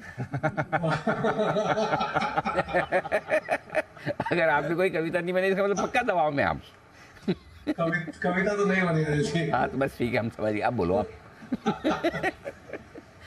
तो अनिल जी, एक सेल साइड का स्टॉक अभी मेरे रडार पे आया है जी। स्टॉक का अभी भाव चल रहा है 93 रुपए 5 पैसे, 93.05 का अभी भाव है। बैंकिंग स्टॉक है, स्टॉक का नाम है IDFC first bank. IDFC first bank के अंदर दबाव देखने को मिल रहा है। आईडीएफसी फर्स्ट बैंक पिछले 4 दिनों से ऊपरी लेवल से दबाव दिखा रहा है और आज इसने रिसेंट के लो ब्रेक किए है। तो आईडीएफसी फर्स्ट बैंक में थोड़े प्रॉफिट बुकिंग के संकेत है। स्टॉक यहां से थोड़ा गिरावट दिखा सकता है। छोटा सा स्टॉप लॉस 95-50 का ऊपर में लगाना है। 95.50 का स्टॉप लॉस लगा के आईडीएफसी फर्स्ट बैंक में यहाँ पे बिकवाली करके चलने का सलाह रहेगा। नीचे में जो टारगेट देखने को मिल सकते हैं, 89 का इसका पहला टारगेट बनेगा, 87 का इसका दूसरा टारगेट बनेगा। ट्रेडिंग मोमेंटम के लिहाज से बिकवाली करें, 95-50 के स्टॉप लॉस से 87 तक के टारगेट नीचे में देखने को मिल सकते हैं। ओके, तो ये है आईडीएफसी फर्स्ट बैंक, और बिना दबाव में अगर यही कॉल सुमित जी देते तो पता है कैसे देते? पहले तो मैं 95 हाफ का स्टॉप लॉस लिखवा दूं और उसके बाद हाँ, तो कैसे देते जी बताइए। सुमित जी देते बिना दबाव के स्टॉक जो हो जाएगा टैंक, वो है आईडीएफसी फर्स्ट बैंक। लेकिन सुमित जी आपका दबाव हम समझ सकते हैं तो दबाव के साथ आपने जो दिया, लेकिन हम उसको भी एक्सेप्ट करते हैं बिल्कुल। तो सुमित जी की तरफ से आईडीएफसी फर्स्ट बैंक बेचने की राय 89 और 87 के टारगेट के लिए। ओके, बढ़ते हैं आगे, और मेटल की चमक भी होती दिख रही है फीकी, दाम कमजोर होते दिख रहे हैं। क्यों, क्या है वजह? नेहा हमारे साथ जुड़ी है इस वक्त स्टूडियो में बताने के लिए। नेहा बताइए।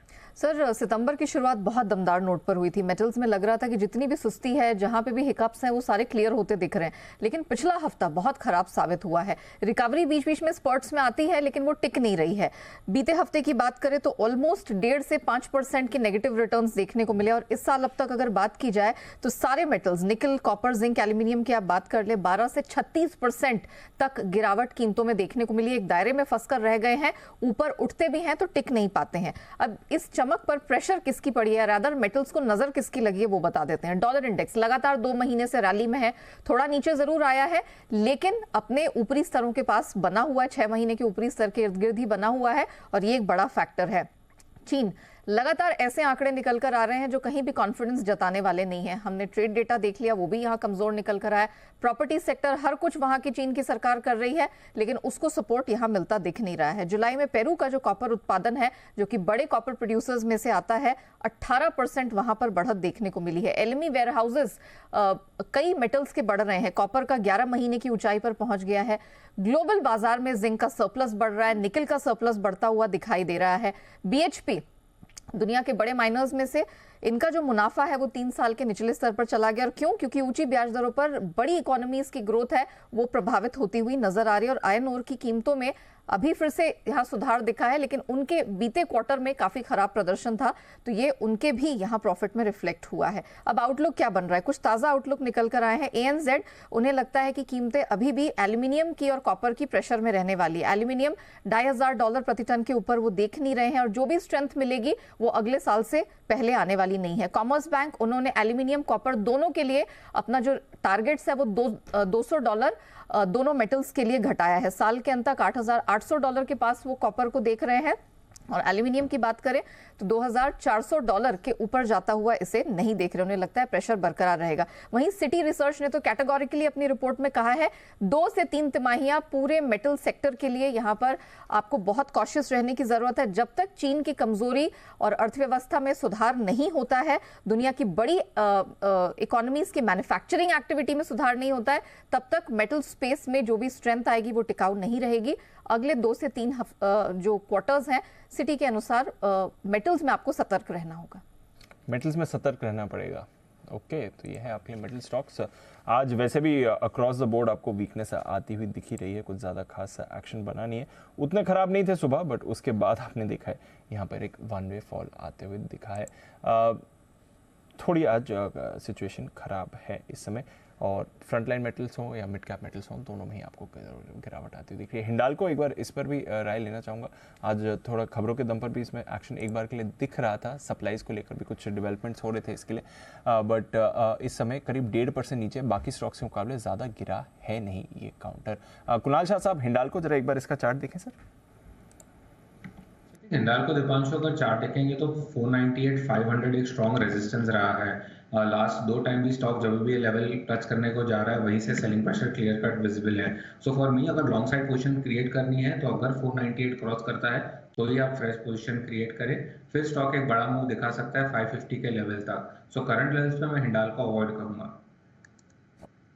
इस पर हिंडाल्को अवॉइड करेंगे, ये आपके लिए रहा है। इस बीच एक बार जरा BHEL को पुल अप करिए। आई थिंक 10% के लोअर सर्किट पर ये काउंटर आपको आते हुए दिख रहा है। तो बड़ी तेजी के बाद इसमें आज थोड़ी शार्प फॉल भी आ रही है। वायदा कारोबार के बैन में भी आया था। फ्यूचर्स में एक बार दिखाइए BHEL को, और आई थिंक अब 10% के लोअर सर्किट में फ्यूचर्स में आपको आते हुए दिख रहा है स्टॉक। देखते हैं थोड़ी देर बाद सर्किट जब खुलता है तब इस पर कैसा एक्शन बनेगा। 127.25 पर अभी आया है ये काउंटर। REC PFC, आज ये दोनों काउंटर्स भी काफ़ी तेज़ी से आपको नीचे आते हुए दिखें, तो इस पर भी थोड़ा प्रेशर बन रहा है।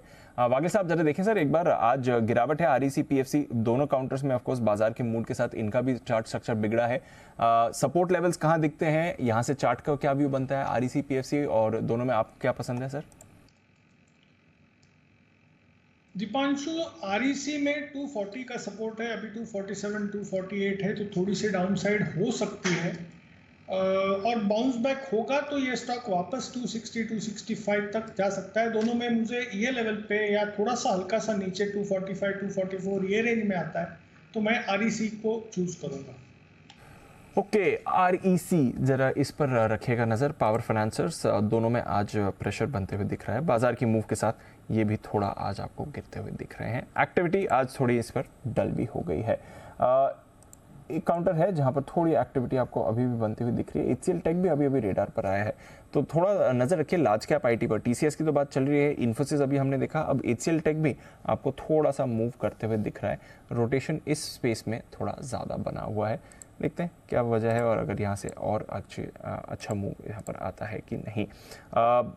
एक और काउंटर जहाँ पर आपको अच्छी मूव आज आती हुई दिख रही है, चेन्नई पेट्रो में आपको थोड़ा सा अभी स्पाइक दिखा है, नज़र रखिएगा। हालांकि इतनी बड़ी मूव इस समय नहीं आ रही है, बट धीरे धीरे मूव करने की कोशिश ज़रूर ये काउंटर कर रहा है। LG इक्विपमेंट, ये भी सुबह से एक्टिव था और अभी भी आपको एक्टिविटी ये ज़्यादा दिखा रहा है। LG equipment, Kunal ji, I think I am not sure अगर सुबह हमने इसकी बात करी थी, बट अच्छी मूव है बनी हुई है सुबह से सर। 500 के ऊपर होल्ड कर रहा है सर। कुणाल सरावगी साहब, सर आपके लिए था ये सवाल। देखिए दीपांशु, स्टॉक में करेक्शन आया और करेक्शन के बाद आज के ट्रेड में हम इसमें एक अच्छा उछाल आते हुए, सवेरे के ट्रेड में ज़्यादा स्ट्रॉन्ग था, अब थोड़ा नीचे आकर के ट्रेड कर रहा है। लेकिन ओवरऑल अगर आप स्ट्रक्चर देखें तो मुझे एक सपोर्ट नज़र आता है 475 के आसपास। मुझे लगता है कि उन लेवल्स के ऊपर टिका हुआ है, तो ये एक ओवरऑल स्ट्रेंथ दिखा रहा है। फिलहाल कोई खरीदारी की राय नहीं है। मुझे लगता है कि एक बार स्टॉक सेटल हो जाए 540 के ऊपर, डिसाइडेडली एक ब्रेकआउट आ जाए, तब इसमें खरीदारी की बात करेंगे। फिलहाल मुझे लगता है वेट एंड वॉच करने की राय।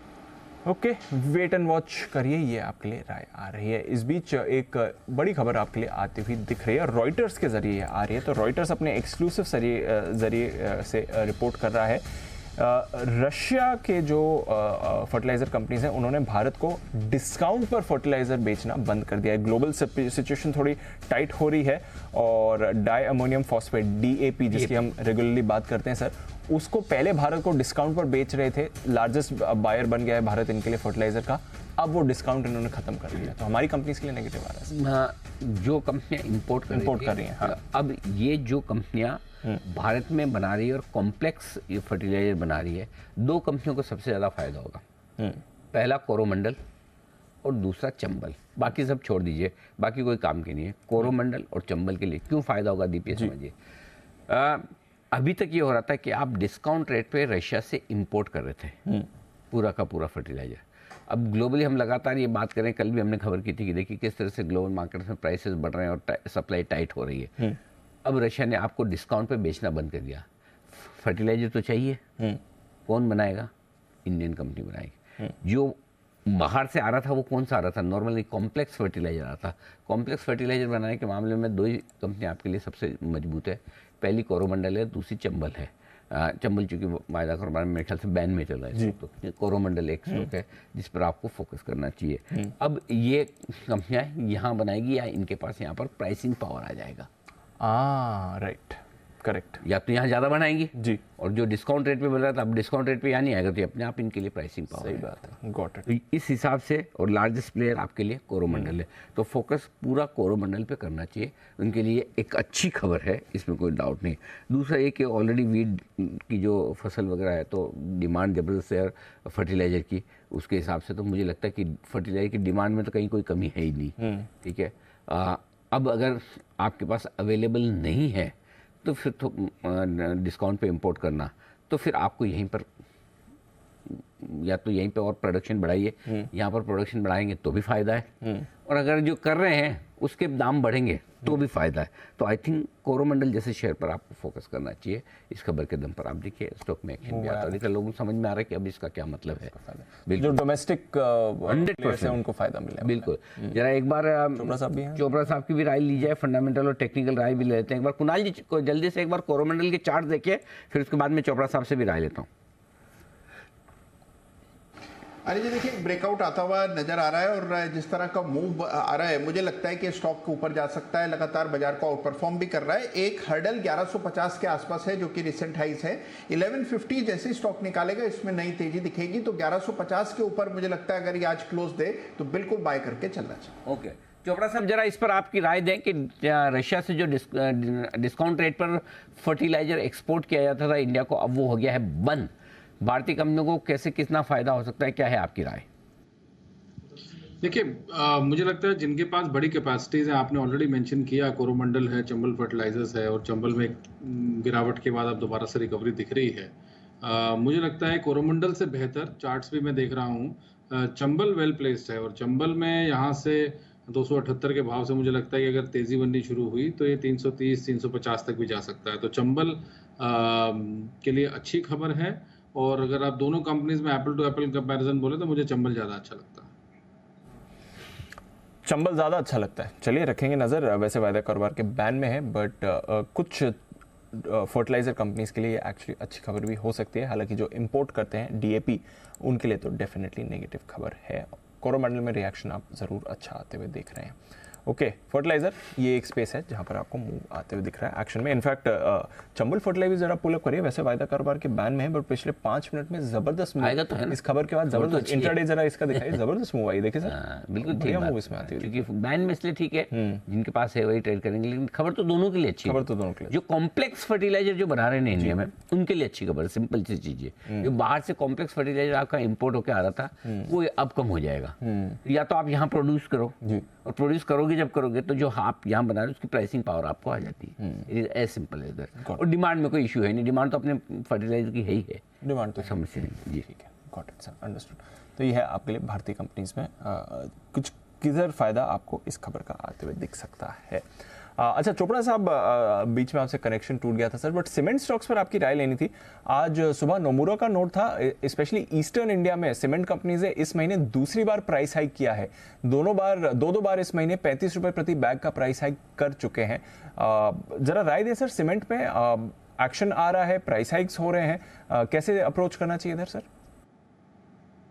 मुझे लगता है ये बात पहले भी हमारी हो चुकी है कि मॉनसून के बाद जो सीमेंट की खपत है और जो काम है इंफ्रास्ट्रक्चर का, और इतना बड़ा बजट आउटले था 10 लाख करोड़ का, तो आई एम श्योर उसमें बहुत सारा काम बचा हुआ है, क्योंकि गर्मियों में बहुत ज़्यादा काम खींच नहीं पाता और मॉनसून में काम रुक जाता है लिटरली।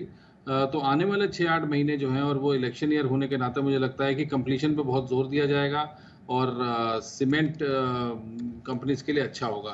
तो मेरी जो पिक है वो एसीसी है, जो मुझे सबसे अच्छा लगता है। उसके बाद एक और शेयर है न्यूवोको विस्टास, ये प्राइमरली ईस्ट में इनका प्लांट है, और मुझे लगता है कि न्यूवोको विस्टास में एक गोल्डन क्रॉस भी बन रहा है, तो इसके चलते हुए इसमें तेज़ी बननी चाहिए। और अगर आप बात करें अल्ट्राटेक की, तो अल्ट्राटेक में ऑलरेडी थोड़ी तेज़ी हो गई है, बट फिर भी मैं कहूँगा कि एसीसी, न्यूवोको और अल्ट्राटेक मुझे बहुत अच्छे लगते हैं, फॉलोड बाय ग्रासिम। तो अभी आज की गिरावट में थोड़ा सा थमना चाहिए, एकदम से कूद के नहीं खरीदना है। मगर मुझे लगता है कि जैसे ही थोड़ा सा अभी ये कुछ ऐसी खबरें भी आ रही हैं कि कोई फ्लूक ट्रेड्स भी हुए हैं किसी फंड के, तो उसकी जो भी चीज़ बाहर निकल के आएगी वो हम बाद में देखते हैं। बट ये एक करेक्शन है, शार्प करेक्शन है, और बुल मार्केट में ऐसे करेक्शंस होते हैं, तो बहुत ज़्यादा घबराने की आवश्यकता नहीं है। अगर आप अच्छी कंपनी में निवेशित हैं तो निश्चित रूप से भाव वापस आ जाएगा। तो बहुत ज़्यादा कोई घबराहट का जो आलम बना हुआ है मार्केट में, तो घबराने की आवश्यकता नहीं है। मैं यही बोलना चाहूँगा सभी निवेशकों को। तो ये है आपके लिए अल्ट्राटेक और बाकी सीमेंट स्टॉक्स पर रखिए नज़र।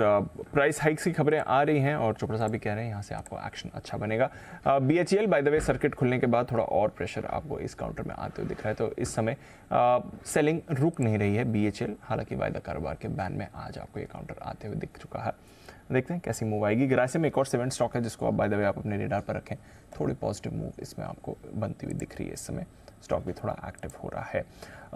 ब्रिटानिया, इस पर हल्की खरीदारी आई है। ITC, इस पर भी आपको हल्की खरीदारी आती हुई दिख रही है। 450 का लेवल ITC ने अभी अभी क्रॉस किया है, एक्शन बना हुआ है। बट एक मिड कैप स्टॉक जो आपके रेडार पर रहना चाहिए, कैम्प्स, हमारी पहले भी इस पर बात हो चुकी है, रिसेंटली रेडार पर भी आया था और पिछले कुछ दिनों में जोरदार एक्शन आपको बनते हुए दिख रहा है। क्या हो रहा है कैम्प्स में, आइए समझते हैं आशीष के साथ। आशीष, आज के भी कमजोर बाजार में बिल्कुल फ्लैट है, इनफैक्ट एक बार के लिए तो थोड़ा पॉजिटिव भी हो गया था और रिसेंटली थोड़ा अच्छा एक्शन भी बना है। क्या हो रहा है यहाँ पर? बिल्कुल दीपांशु, यहाँ पर अगर आप देखें तो परसों एनालिस्ट मीट हुई थी, कल तो स्टॉक 5 से 6% चला था, आज तो बाजार थोड़ा सा अलग टाइप का, इसके लिए गिरावट यहाँ पर आ रही है। वैसे अगर आप देखें तो फंडामेंटल्स काफ़ी बेहतरीन है। एनालिस्ट बता रहे हैं कि RTA सेगमेंट में अगर आप देखें म्यूचुअल फंड इंडस्ट्री की में, तो इनका मार्केट शेयर करीब करीब 69% के आसपास है। म्यूचुअल फंड बिजनेस से ही करीब 90% आ जाती है। लेकिन खास बात है कि जिस प्रकार की इनकी पोजिशनिंग है, नए जो कॉन्ट्रैक्ट्स हैं ये भी काफ़ी तेज़ी से विन करते हैं। जितनी भी कंपनीज को पिछले कुछ समय में लाइसेंस मिले हैं, इनफैक्ट 6 AMCs के मैंडेट्स हैं, इनमें से 6 में से 4 इनको मिल गए थे। ज़ेरोदा, हेलोइस, टॉरस, एंजल वन, इनके मैंडेट्स इन्हीं ही मिले थे और ग्रोथ यहाँ पर आपको ज़बरदस्त देखने को मिल रही है। 98% इनके जो ट्रांजैक्शन है वो पूरी तरीके से डिजिटलाइज हैं। जो लोग कैम्प्स का प्लेटफॉर्म यूज़ करते हैं समझते हैं कि किस प्रकार से सीमलेस प्लेटफॉर्म इन्होंने बनाए। इसके चलते अगर आप देखें तो शिकायतें बिल्कुल ना के बराबर हैं। ग्रोथ यहाँ पर काफ़ी बढ़िया देखने को मिलती है। 38 करोड़ सक्रिय SIP खातों के साथ 27 करोड़ यूनिक यूजर्स हैं इनके पास यहाँ पर रजिस्टर्ड इनके एप्लीकेशंस पे। RTA में माना जा रहा है कि इनका जो कारोबार है यहाँ पर करीब 12% और EM में करीब 15% की ग्रोथ यहाँ पर आपको देखने को मिल सकती है। और मैनेजमेंट मान रहा है कि जो नए कारोबार है यहाँ पर भी जो ग्रोथ है आपको 20% के आसपास की देखने को मिलेगी और जो एबिटा मार्जिन है वो 44 से 45% रहने की उम्मीद है। ये मैनेजमेंट ने एनालिस्ट को बताया और इसके बाद कल एक काफ़ी बढ़िया शेयर देखने को मिला था, 6% की तेज़ी यहाँ पर देखने को मिली थी। देखिए फंडामेंटल्स काफ़ी बेहतर हैं और क्योंकि जिस प्रकार से म्यूचुअल फंड इंडस्ट्री में ग्रोथ आ रही है, नए लगातार खाते जुड़ते जा रहे हैं, SIP का आंकड़ा लगातार बढ़ते जा रहा है, यहाँ पर ग्रोथ के मौके दिख रहे हैं। स्टॉक ऑलरेडी काफ़ी हद तक करेक्टेड है, ऑल टाइम हाई से देखें तो ऑलमोस्ट 36% की गिरावट यहाँ पर आपको देखने को मिली है। और वैल्यूएशन की बात करें तो FY25 फॉरवर्ड EPS के हिसाब से 33 टाइम्स पर चल रहा है ये स्टॉक, तो वैल्यूएशन भी काफ़ी हद तक करेक्टेड है क्योंकि औसतन अब तक की एवरेज देखें तो 46-47 के आसपास का पी का एवरेज आता है, वहाँ से 33 टाइम्स पर मिल रहा है। स्टॉक करेक्टेड है, ग्रोथ अच्छी है, तो कैम्प्स पर एनालिस्ट का भरोसा बन गया है। कैम्प्स पर एनालिस्ट का भरोसा बना हुआ है। चोपड़ा साहब, भरोसा है सर कैम्प्स पर?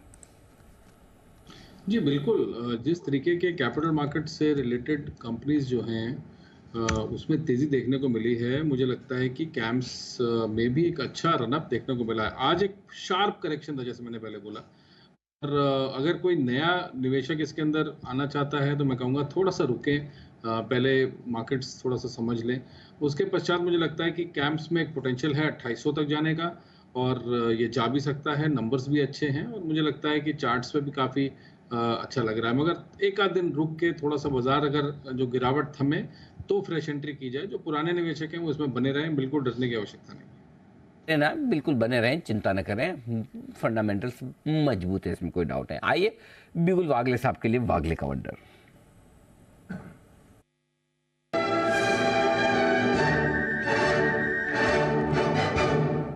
बताएं वागले साहब। अनिल जी, RBL बैंक को बेचना है, STBT करके जाना है, 218, 217, 50 का करंट भाव है। मुझे लगता है ये 210 तक जाने के लिए तैयार है। आपको ये लेवल्स कल के दिन में मिलने चाहिए। आपका स्टॉप लॉस 220 रुपये 50 पैसे का होना चाहिए। आरबीएल बैंक बेचने की राय। आइए कैश का ऑप्शन जय Thakkar.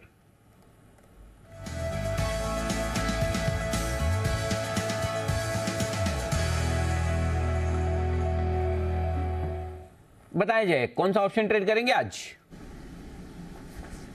Good afternoon to you Anil ji and good afternoon to Deep. Anil ji, morning में मैंने कॉल ऑप्शन सजेस्ट किया था बैंक निफ्टी का, बट देन बैंक निफ्टी वहीं पे ट्रेड करा, इनफैक्ट काफ़ी फ्लैट हो गया, और फ्लैट हो जाने के कारण, मार्केट्स फ्लैट्स हो जाने के कारण अनिल जी जो प्रीमियम थे वो प्रीमियम डीके हो गए आज। तो आज बायर्स का दिन नहीं है फॉर श्योर।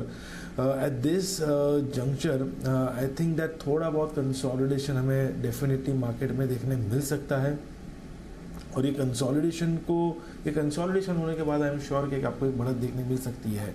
सो मेरा ये मानना है अनिल जी कि आप थोड़ा आगे का ध्यान रखेंगे हम तो बेटर होगा। तो 67,500 के स्ट्राइक का कॉल ऑप्शन सेंसेक्स का खरीदे। सेंसेक्स का 67,500 के स्ट्राइक का कॉल ऑप्शन, ये 202 रुपये पर ट्रेड कर रहा है अभी। सो 202 रुपये पर खरीदे इसे। 15 सितंबर की एक्सपायरी है, जो शुक्रवार की एक्सपायरी है। मैं ये फ्राइडे की एक्सपायरी का इसलिए रेकमेंड कर रहा हूँ जी, बिकॉज 1-2 दिन ये जो स्ट्रॉन्ग रनअप आया उसके बाद जो आज हमें मिड एंड स्मॉल कैप में कंसोलिडेशन देखने मिल रहा है, डेट कैन कंटिन्यूज। तो I think Nifty, bank Nifty में जिनकी एक्सपायरी कल है, बैंक निफ्टी उसमें शायद मूव ना है, बट हमें चांस मिल जाएगा सेंसेक्स में अंटिल फ्राइडे के, अगर 1-2 दिन का कंसोलिडेशन खत्म होता है और फिर बाद में रनअप आता है तो आपको एक अच्छा मूव देखने मिलेगा। एंड कल से रनअप आ गया तो नेवरदलेस आपको पैसा बनेगा ही है। स्टॉप लॉस अनिल जी जो नीचे की तरफ इसमें रखना होगा, डेट वुड बी एट 94। 10 का लॉट साइज है अनिल जी, 202 पर खरीदे, 94 का स्टॉप लॉस। 325 से लेकर 400 के टारगेट्स बनेंगे, 325, 400, 67,500 के स्ट्राइक का call option out of the money call option है। एंड फ्राइडे के एक्सपायरी का है, 15 सितंबर की एक्सपायरी का। ये है आपके लिए राय जय की तरफ से। आइए बिल्कुल सुमित के लिए, सुमित का सुपरहिट।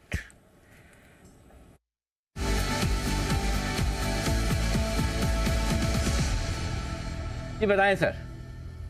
अनिल जी, एक सेल कॉल रडार पे आया, स्टॉक का अभी भाव चल रहा है 137.50, 137.60, 137 रुपए 50 पैसे, 137 रुपए 60 पैसे का अभी भाव है। मेटल सेक्टर का स्टॉक है, स्टॉक का नाम है एनएमडीसी। एनएमडीसी के अंदर यहाँ पे सेलिंग प्रेशर देखने को मिल रहा है। आज एक स्ट्रॉन्ग सेल कैंडल फॉर्म हुई है। पिछले 10 दिनों 15 दिनों में एक अच्छी तेजी के बाद आज पहला दिन है जिसमें एक डिसिसिव सेल ऑफ देखने को मिल रहा है, जिसमें लास्ट 4 दिनों के लो आज के दिन में ब्रेक हो रहे हैं। तो एनएमडीसी के अंदर यहाँ से प्रॉफिट बुकिंग गिरावट देखने को मिल सकता है। यहाँ पे बिकवाली करके चलने का सलाह रहेगा। जिन्होंने सेल किया है वो लोग होल्ड करें। अभी और थोड़ा दबाव एनएमडीसी के अंदर यहाँ से नीचे में देखने को मिल सकता है। ऊपर में इसका जो रेजिस्टेंस है 143, 144 के पास है, तो 144 का स्टॉप लॉस लगा के एनएमडीसी में यहाँ पे बिकवाली करें। नीचे में जो इसका पहला टारगेट बनेगा 131 रुपए का बनेगा, दूसरा टारगेट बनेगा 128 रुपए का। 3-4 दिनों का व्यू लेके एनएमडीसी में बिकवाली करें 144 के स्टॉप लॉस से 131 और 128 के टारगेट्स के लिए। ये है आपके लिए एनएमडीसी, जहां पर आपके लिए बेचने की राय आ रही है। हिमांशु जी के पास चलते हैं। हिटमैन हिमांशु।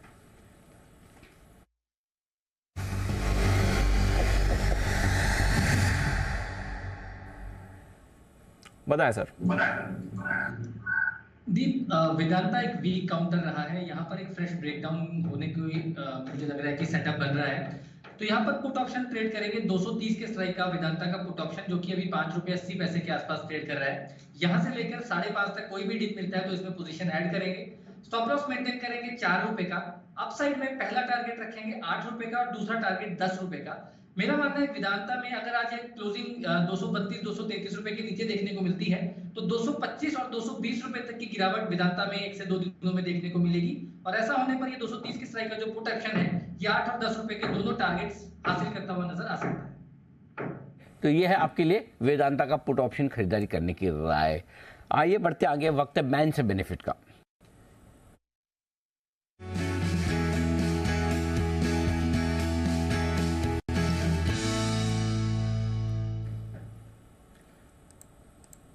आशीष हमारे साथ तैयार हैं। आशीष, आज तो पक्का लिस्ट में आपके बहुत बदलाव होंगे। आज ज्यादा नहीं है सर, उम्मीद मुझे ज्यादा थी। भेल नहीं आएगा बाहर एक दिन में वापस? भेल तो नहीं आ रहा। सो एग्जिट कराने चाहिए बहुत सारे। मैं वही सोच रहा, इतना 10% के सर्किट लगे फिर भी पोजीशन कम नहीं हुई। पोजीशन कम हुई है सिर्फ पीएनबी में, जहां पर अभी 78.4% है। 80% से नीचे आ गई, स्टॉक बैन से बाहर आ जाएगा। बात की बीएचएल की तो ये है 83% पर, और लेकिन समय सर बचा हुआ है 11 मिनट में है अभी, बॉर्डर पे है। बॉर्डर पे है। बाकी के सभी जो स्टॉक्स हैं वो तो बैन में बने रहेंगे। टोटल अभी 9 है, 9 में से एक बाहर निकलने के तैयार हो रहा है, लेकिन इसको रिप्लेस करने के लिए एक बाहर निकलेगा तो 2 एंट्री कर रहे हैं। IEX यहाँ पर हो गई है पोजीशन 99%, 95% के आंकड़े को क्रॉस कर दिया अच्छी तरीके से। और मेटल स्टॉक्स में गिरावट है, 97% पर चल रहा है नाल्को, लेकिन ज़्यादा पोजीशंस नहीं बनी है, आमतौर पर कम ही आता है स्टॉक बैन में। नाल्को 97%, उम्मीद है स्टॉक बैन में आ जाएगा। PNB बाहर आएगा, IEX पक्का एंट्री कर रहा है। तो IEX तो पक्का एंट्री करेगा और PNB पक्का बाहर आएगा। बाकी डाउटफुल कौन सा बताया आपने? नाल्को 97%। नाल्को आ भी सकता है, ना भी आए। ओके, तो ये है आपके लिए सारे के सारे स्टॉक्स जो बैन में आने जाने को है तैयार। और आज एक बड़ी इवेंट है। कौन सी? एप्पल। हाँ, ऑफ कोर्स। आईफोन लॉन्च होने वाला है और आईफोन जो लॉन्च होने वाला है इसमें इसके लॉन्च से जुड़ी हुई एक बड़ी उपलब्धि भारत के लिए भी है।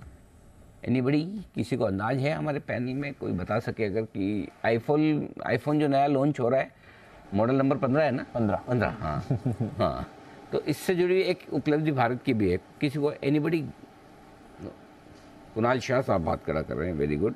कुणाल जी, हिमांशु जी और कुणाल सरावगी साहब, तीनों ने हाथ खड़े किए। फोकस इनके चार्ट पे कम हो गया ऐसा लग रहा है, जनरल नॉलेज पे ज़्यादा है। जी कुणाल शाह साहब बताइए। अनिल जी, जो आईफोन 15 लॉन्च हो रहा है उसमें फर्स्ट टाइम होगा कि एक मेड इन इंडिया का फ़ोन वहाँ पे लॉन्च होगा। तो जो आईफोन 15 होगा इंडिया के लिए बहुत बड़ी बात होगी। क्या बात है। तो बिल्कुल इंडिया के लिए जो थोड़े बहुत बड़े बड़े काम हो रहे हैं उनमें से एक ये भी है। तो जरा कुशल से जान लिया जाए। कुशल बताइए। सर, एक बहुत बड़ा ये उपलब्धि है हमारे देश के लिए, क्योंकि इसके पहले हम हमेशा मेड इन चाइना फ़ोन्स ही देखते थे लॉन्च डे पर, और इस बारी पहली बार जो ग्लोबल लॉन्च होता हुआ दिख रहा है उसमें भारत का बना हुआ आईफोन आपको सेम डे लॉन्च डे पर भी मिल सकता है।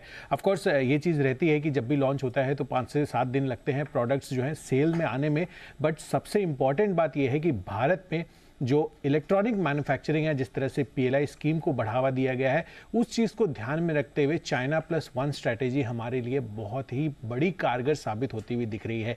क्यों? क्योंकि इसके पहले आप देखिए आईफोन 14 के पहले जो आमतौर पर चाइना और भारत के बीच ये जो असेंबली का काम होता है 6 से 9 महीने का गैप रहता था, अब वो केवल कुछ हफ्तों का रह गया है और आगे चलकर ये गैप भी रिड्यूस हो जाएगा। तो साफ तौर पर जो एप्पल की स्ट्रेटेजी है चाइना को छोड़ भारत पर और अपना बुलिशनेस दिखाने की, वो साफ तौर पर देखने को मिल रही है। इनफैक्ट पिछले महीने ही यहाँ पर जो एप्पल का सप्लायर है फॉक्सकॉन, उनकी जो तमिलनाडु की फैक्ट्री है, यहाँ पर आईफोन 15 बनना शुरू हुआ था।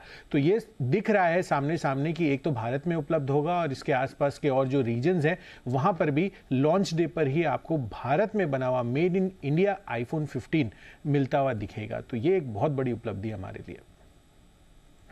ओके, तो बड़ा मोमेंट है भारत के लिए भी। मेड इन इंडिया आईफोन आपके लिए आने वाला है और आज शाम के लॉन्च का सबको इंतजार है। देखते हैं वहाँ से क्या कुछ निकल कर आता है और फिर बाद में स्टॉक्स का क्या एक्शन रहेगा। कल तो हमने हल्का स्टॉक में पॉजिटिविटी देखी, बट अदरवाइज पिछले 2 दिनों से ग्लोबल मार्केट्स में कमज़ोर था, क्योंकि चाइना ने कहा है कि वो अपने गवर्नमेंट एम्प्लॉयज़ को फॉरेन फोन्स नहीं यूज़ करने देंगे।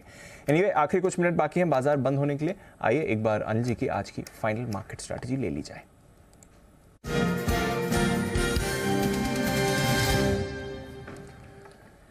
अच्छी बात है सर, रुपया आपका मजबूत है, 12 पैसे की मजबूती दिखा रहा है। अच्छी बात है, निफ्टी एकदम फ्लैट है, 20,000 के एग्जैक्ट लेवल के आसपास ही आपको दिख रहा है। बैंक निफ्टी भी एकदम फ्लैट आपको दिख रहा है। बट हाँ, मिड और स्मॉल कैप्स फ्रेश गिरावट दिखा रहे हैं। 4% स्मॉल कैप हो गया, 3% मिड कैप है, तो थोड़ी गिरावट वहाँ पर है। 50 पॉइंट नीचे डाउ और नैस्डैक फ्यूचर्स हैं। क्या करके जाना है सर? तो प्रॉब्लम तो दी ब्रॉडर मार्केट में मिड कैप स्मॉल कैप शेयरों में, जहाँ पर करेक्शन डीप और गहरा है और शायद थोड़ा सा वक्त भी लगे, थोड़ा समय भी बिताए, जल्दबाजी में वापस ना बढ़े। लेकिन लार्ज कैप्स में आप देखिए कहीं कोई समस्या नहीं। सेंसेक्स आराम से हरे निशान में बंद हो रहा है, निफ्टी एकदम फ्लैट, बैंक निफ्टी एकदम फ्लैट बंद हो रहा है, तो वहाँ पर तो अभी तक बरकरार है।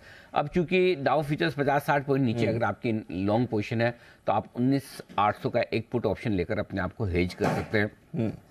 लॉन्ग पोजीशन है, होल्ड करना चाहें जरूर करें, एक ही कंडीशन पे कि कल अगर 19,865 आपको मिले तो वहाँ पर आपकी ऐड करने की और इच्छा होनी चाहिए, यानी कि यहाँ से 135 से 150 पॉइंट नीचे मिले तो आप ऐड करेंगे। बैंक निफ्टी का जहाँ तक सवाल है 45,500 के आसपास बंद हो रहा है, बिल्कुल ठीक है, कोई दिक्कत की बात नहीं। हेजिंग के लिहाज से आप चाहें तो 45,200 या फिर 45,000 का पुट ऑप्शन खरीद के रख सकते हैं, कोई समस्या नहीं। दिक्कत सिर्फ मिड कैप स्मॉल कैप शेयरों में ही है आज के लिए, जिस तरह से कट आया है वहाँ पर अगर आपको कहीं प्रॉफिट है और आपको थोड़ा सा रिस्क लगता है और अगर कम करना चाहें तो पार्ट प्रॉफिट बुकिंग थोड़ी ऊपर के लेवल पे कर सकते हैं। अदरवाइज दिग्गजों में समस्या नहीं है, कोई खास ऐसी दिक्कत वाली बात है नहीं। अनलेस कि यूरो आज अमेरिका ही बहुत ज़्यादा गिर जाए तब तो अलग बात है, वो तो नहीं पता। हाँ, अगर आज यूएस का सपोर्ट नहीं मिला तो कल थोड़ा मुश्किल वाला मामला हो सकता है। अगर आज यूएस का थोड़ा भी सपोर्ट मिला तो दिग्गजों में तो समस्या नहीं है। मिड कैप का देखते हैं, 1-2 दिन तक थोड़ा सा सावधानी वाला माहौल रखें जी। Okay, got it. तो चलिए, ये है आपके लिए सारे के सारे इस समय का बाजार का एक्शन। आइए जल्दी से कुछ और स्टॉक्स पर नजर डाल देते हैं। हम फाइनल क्लोजिंग की तरफ भी बढ़ रहे हैं। जय की तरफ से एक जैकपॉट कॉल।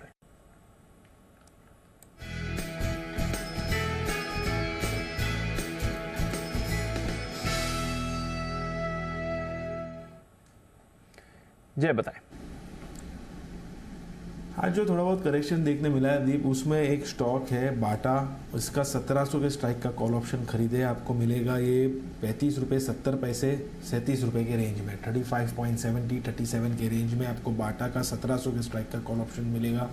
इसे खरीदने की सलाह है दीप। यहाँ पे टारगेट्स आपके बनेंगे 58 रुपये से लेकर 70 रुपये के, 58 एंड 70 ये दो टारगेट्स के लिए खरीदे। स्टॉप लॉस रखना होगा 24 रुपये पर, 24 पर लगाया स्टॉप लॉस।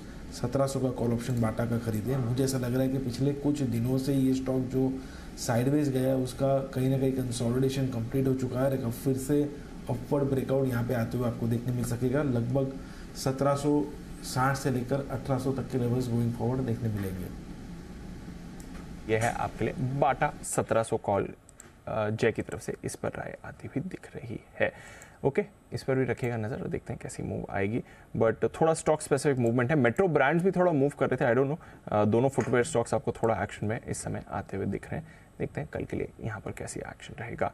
कुछ और स्टॉक्स पर भी जल्दी से जाने से पहले राय ले ली जाए, जहाँ पर आज आपको एक्शन दिखाया। एक्चुअली लार्ज कैप आईटी ने आज बाजार को संभाला है।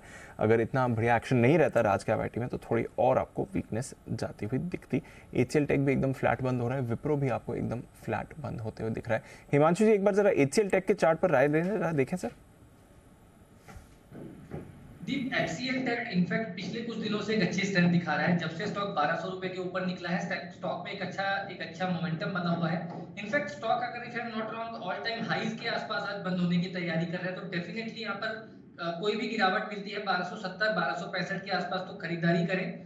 और दीप, दूसरा इंफोसिस पर भी नजर रखनी चाहिए। ये स्टॉक भी आज 1500 रुपए के ऊपर की आज क्लोजिंग देने के लिए तैयार है। तो clearly TCS, Infosys, HCL Tech तीनों की तरफ से एक अच्छी खरीदारी देखने को मिली है। ये मुझे लगता है कि ये ट्रेंड आने वाले कुछ दिनों में कंटिन्यू होता हुआ नजर आ सकता है।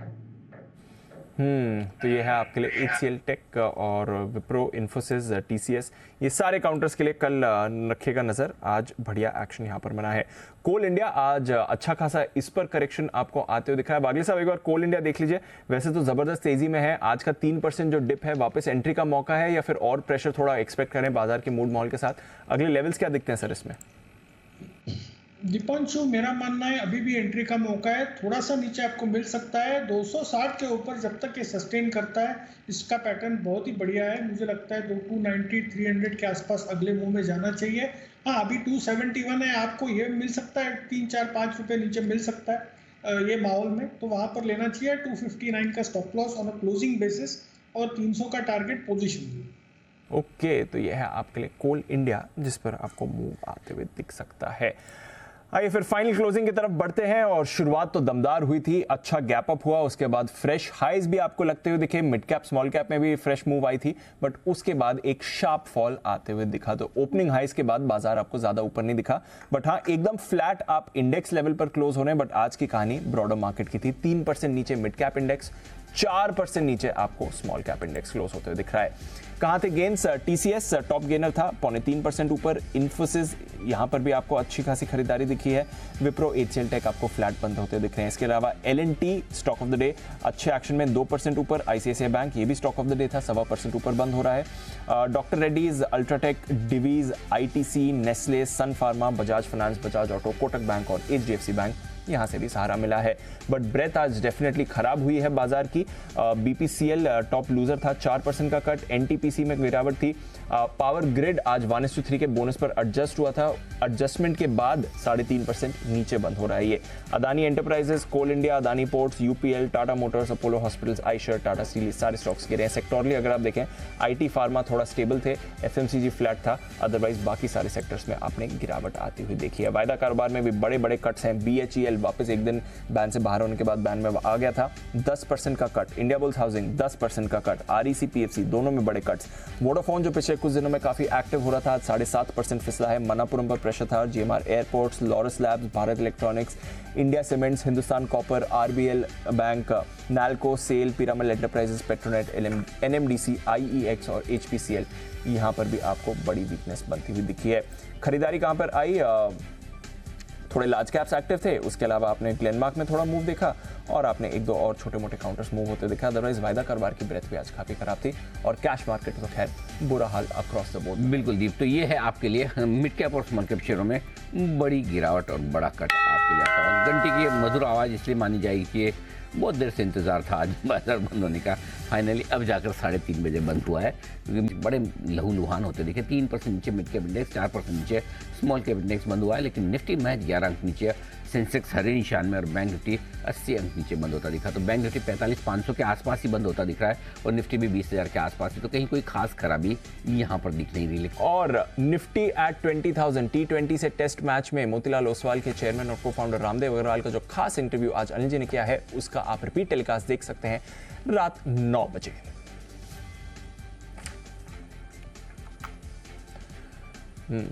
एक छोटा सा ब्रेक लेंगे, बट ब्रेक के बाद एक खास मेहमान हमारे साथ जुड़ रहे हैं। पेट्रोलियम मंत्री हरदीप सिंह पुरी साहब हमारे साथ जुड़ने के तैयार हैं। 2 मिनट में जाएंगे उनके पास। बहुत शुक्रिया हमारे सारे मेहमानों का हमारे साथ आज जुड़ने के लिए। 20,000 के थोड़ा नीचे निफ्टी बंद होते हुए दिख रहा है, बट कोई परेशानी नहीं है। कल का एक्शन फिर से आगे बढ़ाएंगे। आज ब्रॉडर मार्केट का सेल ऑफ शार्प रहा, देखते हैं कल कैसा एक्शन रहेगा। बहुत बहुत शुक्रिया, कल आपसे फिर से करेंगे मुलाकात।